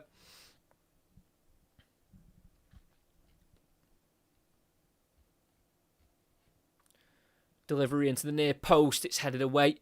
Couldn't quite be headed forward by Van Hecke. And now Japan can counter-attack.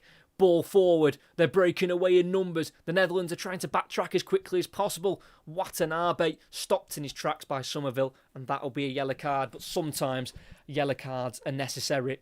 Somerville stopping Watanabe in his tracks. Tried to chop back. Somerville kicked his right foot.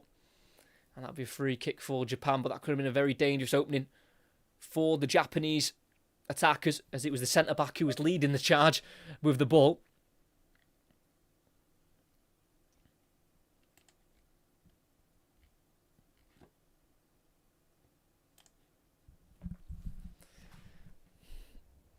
It's a free kick which is quite far out, almost in line with the right edge of the 6-yard box, if that makes sense. So if you were to draw that line all the way forward, it's kind of just in line with that. It's just slightly to the right side of the middle of the pitch. It's a one-man wall of Somerville. About probably 35 yards out. It's Kubo to curl it into the box. It's a header won by Van Hecke. Nakamura again on the edge of the box on the left-hand side. Tries the cross this time. It deflects back to him off Gravenberch. He'll play it towards the halfway line to Kamada, who's going to switch it back out towards Nakamura, who will keep it in the number 13 and play a reverse ball down the left-hand side in the box. Maeda, can he work it in? He can! It's a looping ball. And it's gone beyond everyone. And Somerville's bundled to the ground by Kubo. And that's going to be a free kick in a left-back position for the Netherlands. I actually think that might have been Ritz Doan with the ball in, because I think I saw Maeda charging at the near post. Let's have a look. Did it touch anyone? I'm not sure if the touch happened in that Nakamura shot. It certainly looked like it. It was definitely close to the boots of Van Hecke. And I think it was Ueda as well. But it doesn't matter if it came off anyone because the ball's in the back of the net and Ueda was onside.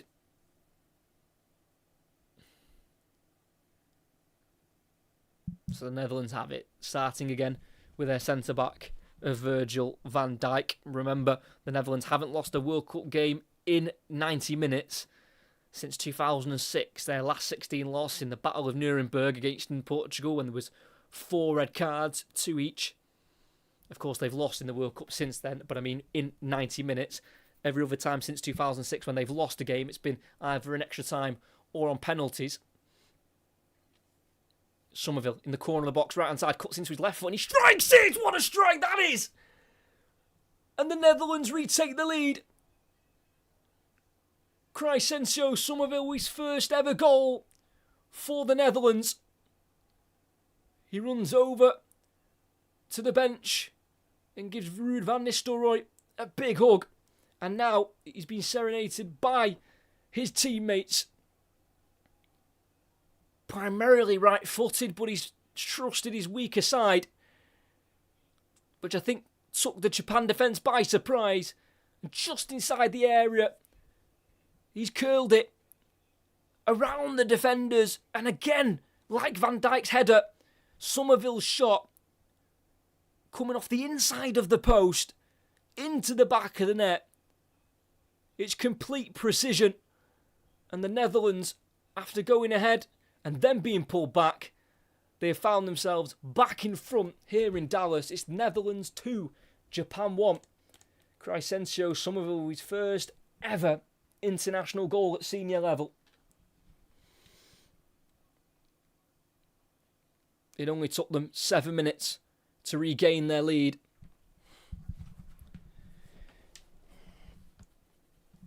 Brilliantly placed. Had a frustrated end to the season, Somerville, in terms of goals. I know West Ham got relegated, but personally himself, he didn't score in any of his last 7 in the league that he played in for West Ham. But getting his first call up to the national team for this World Cup. Started the 2 warm-up games against Algeria and Uzbekistan.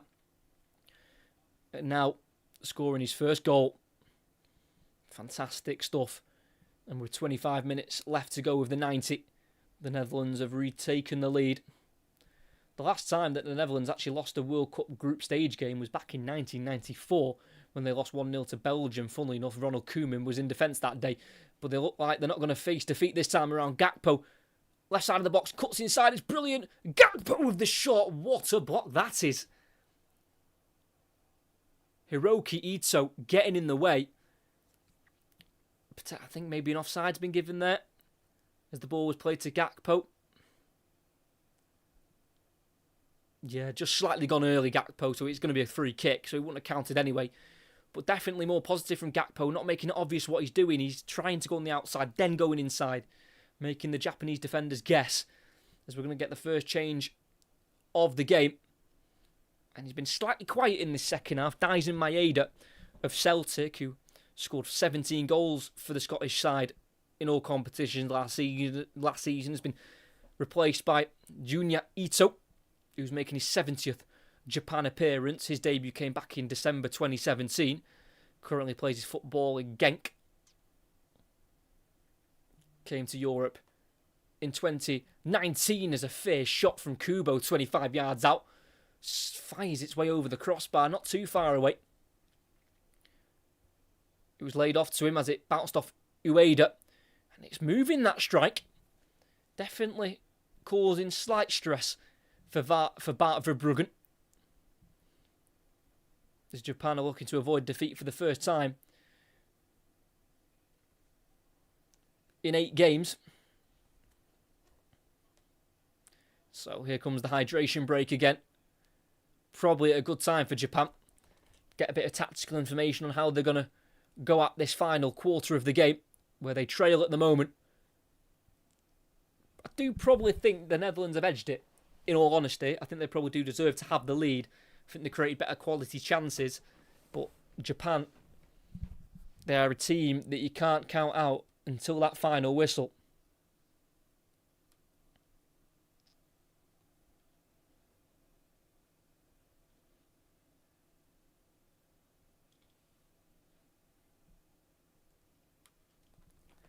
So they're getting fluids on. To be fair, Ronald Koeman's not actually saying loads to his team. He's kind of letting them have their space, get their fluids on. Japan's a little bit different. They are having a bit more of a discussion, tactical-wise.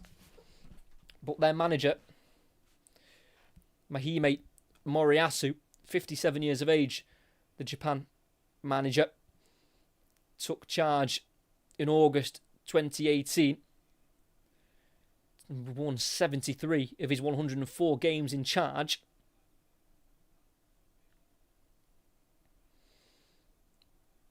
He was actually brought in after the disappointment of the Russia World Cup, being knocked out by Belgium in the last 16. But we've had 2 goals from the Netherlands, which have both come from, were Premier League players.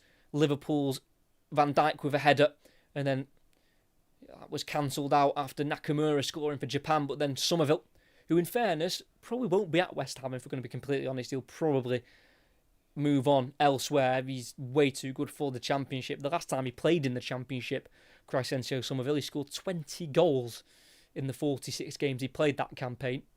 And that was actually the season where Leeds failed at the final hurdle, lost in the playoff final to Southampton. I know that's something that Southampton missed at the back end of this season. Netherlands hadn't made a change yet, but now they're going to make 2. 20 minutes in, they're going to make 3.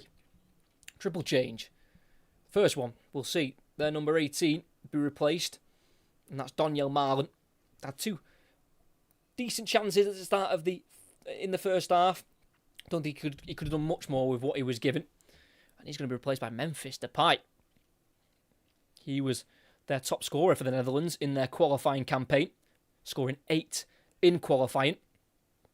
And he is the Netherlands' all-time top scorer, Memphis Depay, with 55 in 109, now 110 caps. Another change. The goal scorer of the second, the current match winner, Crysencio Somerville, has been replaced by Toon Koopmeiners, more known as a central midfielder, plays his football at Juventus. And the third and final change will see Tijani Reinders, who's been mainly occupied on the set pieces for the Netherlands. He's been replaced by number 26, Quinton Timber, currently at Marseille. He is the brother of Jurrien Timber, who's had to miss out on this World Cup due to injury, which is a massive shame for Jurrien Timber because he's, for me, one of the best fullbacks in the world. I think he's brilliant, but a groin injury has meant he's had to miss out on this World Cup, unfortunately. As we've got less than 20 minutes of the 90 to go, it's Japan in possession with Hiroki Ito towards Kubo, who's been caught in possession on the left-hand side. Dumfries to bring it away. Here's the substitute of Koopmeiners into the middle of the park to Timber. Surrounded by 3 Japanese shirts, and he loses it to Kamada. It's now with Doen, the captain, who's been completely non-existent in this second half. Ritz Doan, who was a big factor in their World Cup in Qatar, scoring twice in 4 matches. But Kubo, who, to be fair, was dispossessed fairly. There was just a little bit of accidental contact by Dumfries, just a bit of a clash of knees. And he's just going to try and see this one off.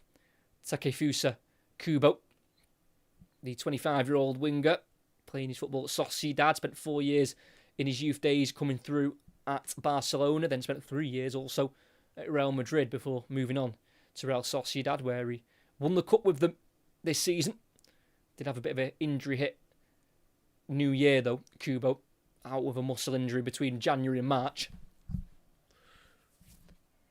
Thanks to everyone who was here. If you can like and subscribe, that'd be fantastic. If you've got any late predictions, let me know. Doan with a ball forward up towards Ueda, well dealt with by Van Dijk midway side zone half, heading the ball into the Dutch midfield of Ryan Gravenberch, who assisted the Van Dijk goal with his ball into the area. A dinked ball over the top by De Jong. Has he got the weight right? He has. It's going to be kept in by Gakpo towards the byline, entering the box, cutting inside. Gakpo with the shot. It's low driven to the near post, well saved by Suzuki. Down low to his right, strong right hand. Gakpo just about keeping himself onside. And you can tell the Japanese are starting to tire. More spaces are opening up. Solid right hand from Zion Suzuki.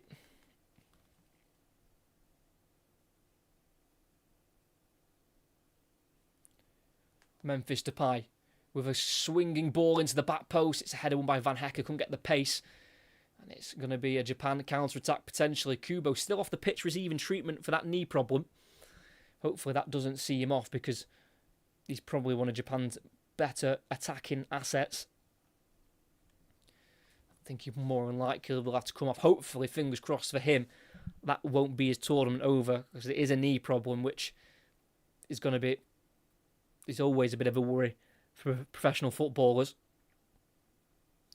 Was injured for the March international break, of course. Kubo with that muscle injury we just spoke about against England and Scotland in their 2-0 win, their 2-1-0 wins. Doan, ball forward, trying to bring the ball forward. Watanabe from centre-back, going back to Doan, chopping away from Van de Ven. Can he play the ball through? He can. Watanabe, he's in, tries to pull it across. Van de Ven in the way, conceding the corner. Had to get across the Spurs man. And he was strong in the challenge on Watanabe. Would have been tight on the offside. Van Dijk slightly deeper. And the corner has been given. It's going to be a double change for Japan. Still in full voice. Both sets of fans, and yeah, the captain's coming off, had a quiet second half, so Ritz Doan will be coming off. And so will the centre-back Suyushu Watanabe. I think is it a triple change? I think it's a triple change. So Tomiyasu's come on, so Kubo's come off. So Kubo, Watanabe, and Doan has come off for Tomiyasu. Keisuke Goto, I think, or Ogawara's come on. We'll have to just clean that up in a moment. The corner to the back post has gone all the way through, and Nakamura, first time, blazes it well over the crossbar. Right, let's get some of these changes actually correct.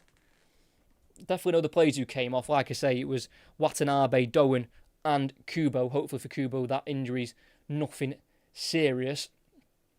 And Sugawara has come on, Ogawa has come on, and Tomiyasu has come on as well. As the Netherlands look to try and get 2 in front. Gakpo in the final third, left-hand side, inside the area, lifting it towards Timber. And then to Koop Miners, couldn't quite get the touch away from the goalkeeper. And it remains 2-1 to the Netherlands with just less than 15 minutes to play of the 90.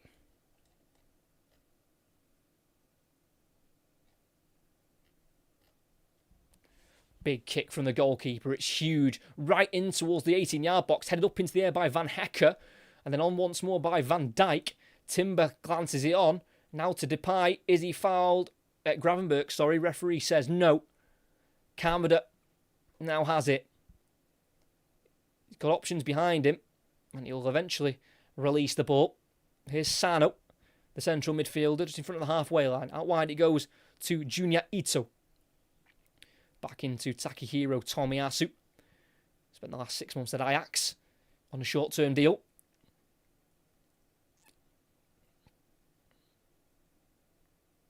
Kamada. Now it's Netherlands who have to sit back and soak the pressure up. Junya Ito. Into Sugawara. Back it goes into Tomiyasu. Now Junya Ito again. Against Van der Ven. Goes for an early ball in. Swings it to the far post. And there's too much on it. But it will be kept in. And it's a throw-in. Hiroki Ito kicking it off. Dumfries. And it takes the throw-in short. Nakamura, the goal scorer for Japan, who made it 1-1. Towards the halfway line now to Tomiyasu, opening up the body, playing it to the right to Junya Ito. Going into a more central area, laying it off to Sano. Then back out wide to Tomiyasu. Sugawara on the near side, crossing it, headed it on, and it will be kept alive on that far side by Nakamura. Ito, ball to the back post from one Ito to another, almost to Junya Ito, headed away by Van der Ven. That will be a throw-in right next to the corner flag for Japan on this near side. Throw-in kicked away by De Jong, so it's another ball for Japan, pretty much in the exact same area.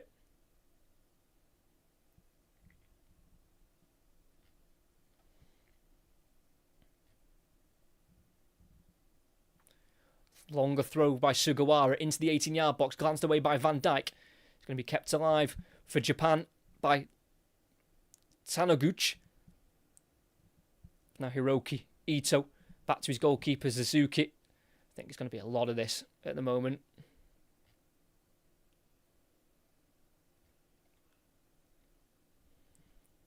Midway inside their own half. They've got to try and get the ball forward here, Japan. They've just not quite done enough attacking throughout the entire game. I know they've scored the goal. As it's Sano breaking through the middle, asking too much of himself and tackled, and it's now back with Verbruggen. Going to be closed down here by Japan's number 19, Koke Ogawa, but he can clear it long, but it can't be kept alive by Koopmeiners. Kamada kicking the ball off Gravenberch, throwing for Japan just inside the Netherlands half, taking quickly into Kamada on the halfway line. Going across to his right to Tanoguchi. Here's Tomiyasu at right centre half. Out to the right wing back of Sugawara. Into Junya Ito. Bit of luck as it deflects away from De Jong. Pulls it back. Sugawara with the shot. And it's just about held by Verbruggen, who quickly rolls it to the left-hand side to De Jong. Playing it down the line for Depay. Into Gakpo. Can't quite replay it into Depay. And that's going to be a ball for Japan to deal with. Just didn't quite get enough venom on the shot there, the substitute. Yukinari Sugawara. Just over 10 minutes of the 90 to go. Kamada, everyone behind the ball for the Netherlands. Going to his right to Tanoguchi. Laying it off to his right to Tomiyasu. It's now with Sugawara once more. One-on-one with Van der Ven. Playing it back to Tomiyasu. About 30 yards from goal. Left-footed ball into the area. It deflects through and into the goalkeeper's hands. Almost reaching Koke Ogawa. 28-year-old striker. 11 goals he's got in 15 previous appearances for Japan. Just 2 in his last 7, though. Against Iceland in their last friendly before the tournament, and also against Paraguay in the October of last year. Actually scored a hat-trick on his debut all the way back in December 2019 against Hong Kong. And after that appearance in 2019, his next one was in March 2024. As the Netherlands are going to change, I think, to a back five themselves. Ryan Gravenberch, the assist maker for the Van Dijk goal to put them 1-0 up. He is replaced by centre-half Nathan Ake, who played every single minute at the Qatar World Cup. Played left-back in the Euros in 2024. He's been a subpart player for Manchester City this season, just 6 Premier League starts. And he's actually only played 4 of the last 8 games for the Netherlands, but his experience will be key here to see through this win if they can keep a hold of it. Japan have never actually beaten the Netherlands. The Netherlands have won twice in this fixture, 3-0 back in September 2009, goals from Van Persie, Schneider and Huntelaar, and then beat them in the World Cup in 2010 in Group E through Wesley Sneijder, and they drew 2-2 back in November 2013. A goal from Van der Vaart and Robben put the Netherlands 2-0 up, but Japan were able to pull it back through a goal before half-time through Osako, and also a very well-known player through Honda, who got the equaliser. A flick by Junior Ito, cut out by Van Dijk. De Jong lifting it over the top towards Depay, too much on it. That's going to be dealt with here by Taniguchi. And it's now with Takehiro Tomiyasu. The Netherlands probably deserve the 3 points, but nothing's guaranteed in this competition, just like the Swiss were stolen of 2 extra points against Qatar. They had to settle with 1 in the end. Audacious switch by Kamada. Header won by Junior Ito. Both of them back up trying to win the ball as Ake is his defending duel. And eventually the last touch off Ake. Throwing next to the corner flag on the near side for Japan, who are in full voice still. So many situated behind that goal, they're attacking. Ball in the box by Tomiyasu, cleared up into the air as Depay has his eyes off the ball and he takes down the centre half of Taniguchi. And that's going to be a yellow card for Memphis Depay. Yeah, not looking at the ball. Shoulder straight into the face of Japan's number 3. He's currently got the captain's armband. Could be seen as a little bit of violent conduct there by Depay. I think he's quite lucky that he went in with the shoulder and not the elbow. Another change for Japan. Not quite been his night for their main man up front, Ayase Ueda. So they're going to replace him with the number 26 of Kento Syogai. Joined Wolfsburg in January. Wasn't able to keep them up. They were relegated from the Bundesliga. Needs to score now for his country. Kamada, shocking cross goes in. It's now with De Jong, who can play it out to the left to Memphis Depay. No orange shirts close vicinity. But as he can dink it into De Jong, he's been brought down. And that's a really well-won free kick by Frenkie de Jong, who's now one of the more experienced players, almost clocking up 300 appearances for Barcelona. He's currently on 297.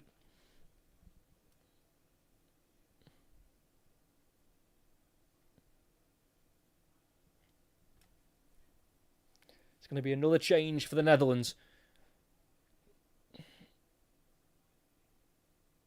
And it's Cody Gakpo to come off. Not quite kept up his run of scoring in World Cup group stage games. Scored in each of the 3 in Qatar. He's going to be replaced by Sunderland's Brian Brobby. Scored 7 in the Premier League in his first debut season in England. Amsterdam born. Spent a couple of spells at Ajax. Coming through their academy, then leaving, then rejoining not long after.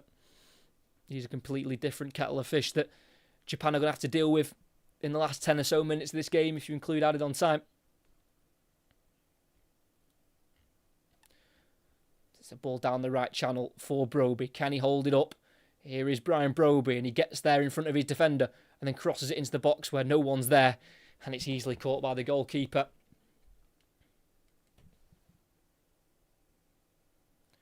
Long ball by Sugawara down the right-hand side. Van Dijk cuts it out, goes to ground. Not given by the assistant referee or the referee. So thrown for Japan. Thrown back to the halfway line to Tomiyasu. Forward to Junya Ito. Sugawara. He's got options in the middle. Finds Sano. Then into the centre circle. Then to the left now to Kamada.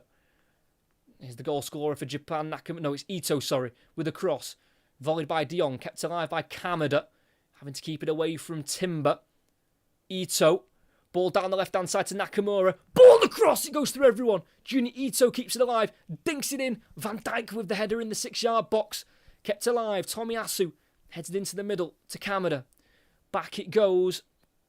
And Japan starting to build the pressure. Kamada. Back it goes to Taniguchi. Tomiyasu. Can he get away from Van der Ven? No, he can't. From Koopmeiners, no, he can't. He's been fouled. Free kick for Japan, right-hand side, about 35 yards out.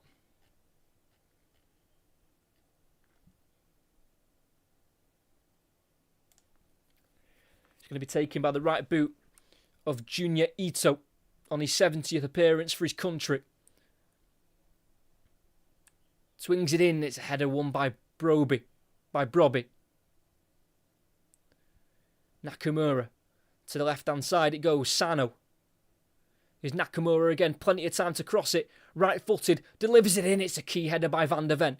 As far as Junya Ito. Into a more central area. Tomiyasu. Back out wide right to Junya Ito. Can he take on Depay? Cuts inside. Plays a ball through. Kamada. Just heavy touch. Who got the last one? It's a corner. Van der Ven was the one who met him with the crunching tackle. Bit of lazy defending by Depay, allowing Junya Ito to drive inside and finding the ball to Kamada. Can the Netherlands hold on to a vital opening World Cup win? Near post it goes. It's another header won by De Jong. It's to Sugawara.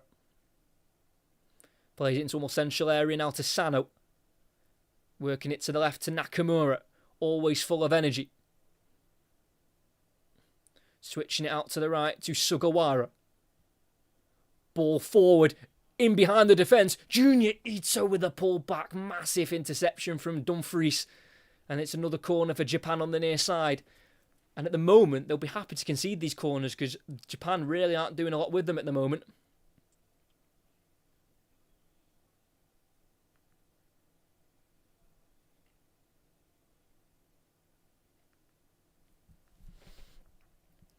In it goes. Header one, and it's into the back of the net. And it's about time they made a set piece count, and they have.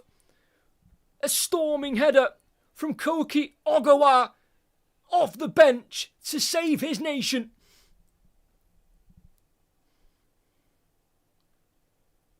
Bart Verbruggen got hands to it, but there was simply too much pace. And so many deliveries had been so poor, so many have been headed away by Dutch players, but this time, that was not the case. He was free, not marked. It's a great leap. There is a nick off someone. I think it comes off his own teammate of Daichi Kamada. So it might not be Ogawa's goal. So it looks like it might be a goal for Daichi Kamada on his 50th appearance for his country. As we go into the 90th minute, of course, the commentator's curse. I knew that was going to happen. I was slating their corners and set pieces before that one. And then they go and score from one. Not sure who's been credited with the goal yet, but the main thing is Japan's equalised. It's 2-2. And their unbeaten run is still alive. They're currently 7 unbeaten. And it is a Kamada goal. Didn't know too much about it. Just came off the top of his head, which explains why Bart Verbruggen parried it into the goal. Changed the whole direction of where the header was going. And Japan is smelling blood. They want to go and get a winner. How much time are we going to be adding on? 6 minutes of added on time here in Dallas. Definitely the highest quality game we've had so far in the World Cup, for sure. And it is not disappointed. These are two teams which nations will find difficult to face as Van der Ven pulls back the number 14 of Junya Ito.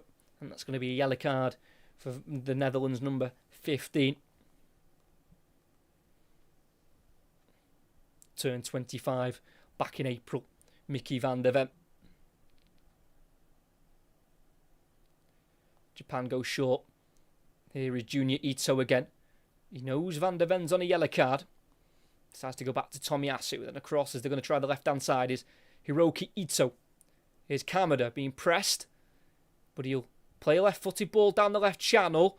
Van Hecker just about deals with it, goes back to his club teammate of Verbruggen, who gets it onto his left foot and he kicks it up the pitch, and it's a header won by Sugawara, kept in by Junior Ito, cleared though by Ake, up towards the halfway line. Can Depay get it under control? No, he can't. Swarmed by Japanese shirts. Sano brought to the ground, but the loose ball drops to Kamada. And it's back in Japanese possession. What a very tense and crazy end to the game here in Dallas. If anyone's going to nick it, it's looking like it's going to be Japan. Long ball forward. And it's a ball caught by Verbruggen. It was Junior Ito who was after it, going from the right-hand side over towards the left-hand side. Verbruggen plays the ball forward to De Jong, who allows the ball to run forward, then plays a pass into Memphis Depay. Out wide right it goes to Timber. Back to Dumfries, now on the halfway line with Van Hecker. Across 5 yards to Van Dijk in the centre circle. Here's substitute number 6, Nathan Ake. De Jong to the far side to Dumfries. Back it goes into De Jong. Both nations attacking the goal where a lot of their fans are situated. De Jong to the right it goes. Gets the ball returned to him. Now Dumfries delivering a deep ball to the back post. Chances here. Koopmeiners with the header. Couldn't divert it on target. And that's going to be a goal kick for Japan. Yeah, the header won from that corner by Koki Ogawa. But it was the last touch off Kamada. So it will go down as the Crystal Palace midfielder's goal. It's his 13th in Japanese colours. Didn't score in Qatar. Now he's scored in America. 3 minutes to go of added on time. It's now the Netherlands who have now retook momentum and possession in the more central area, midway inside the Japan half with De Jong.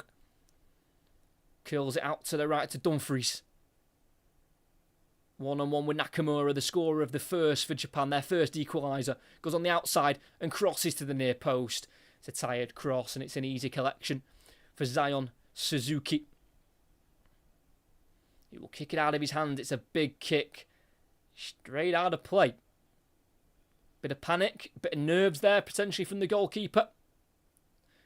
As one of the Japanese fans have caught the ball in the stands there from that goal kick, and a massive sea of celebrations happened. They just seem always happy, Japanese, especially when they're in a football ground, even when they were 2-1 down.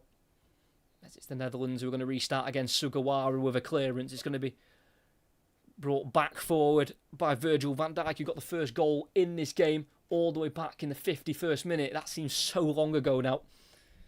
Had 3 more goals since then. De Jong in the centre circle, keeping the ball away from Siogai. Ake. Van der Ven back to Ake. Then to the halfway line again to Van Dijk. 5 yards to his right to Van der Ven. To Van Hecker, sorry. Everyone behind the ball for Japan, knowing that a point will be a very healthy one from the positions they were in this game. 1-0 down and 2-1 down. Van Dijk with the ball to the right side to Dumfries. Plays the ball into the area. Will Timber get there? He does, but it's a key interception by Hiroki Ito. Kept in by Nakamura. Cleared. Deflects off Dumfries. Then volleyed on once more. But it's not convincing. And it's kept alive by the Netherlands and De Jong. Less than a minute to go. De Jong on the far side. Lifting it in behind. It's a header away. And can maybe Japan go the other way? Sano. Clearing towards Nakamura. Cut out by Van Hecker. Up in the air it goes. Controlled by Depay. Chances for the Netherlands. Dink to the back post. No one's there. Will be kept in by Van der Ven. On this near side. Got to do something quickly. Ball into the area. Memphis Depay. Back to goal. Can't release it. Can Japan have one more break? Junior Ito on the right-hand side. Going back to Sugawara. And then back once more to the edge of the area. Probably done for any more big chances in the game. Hiroki Ito with it in the back 3 for Japan. I think both teams have settled for the draw as we're about to hit the 6th minute of added on time.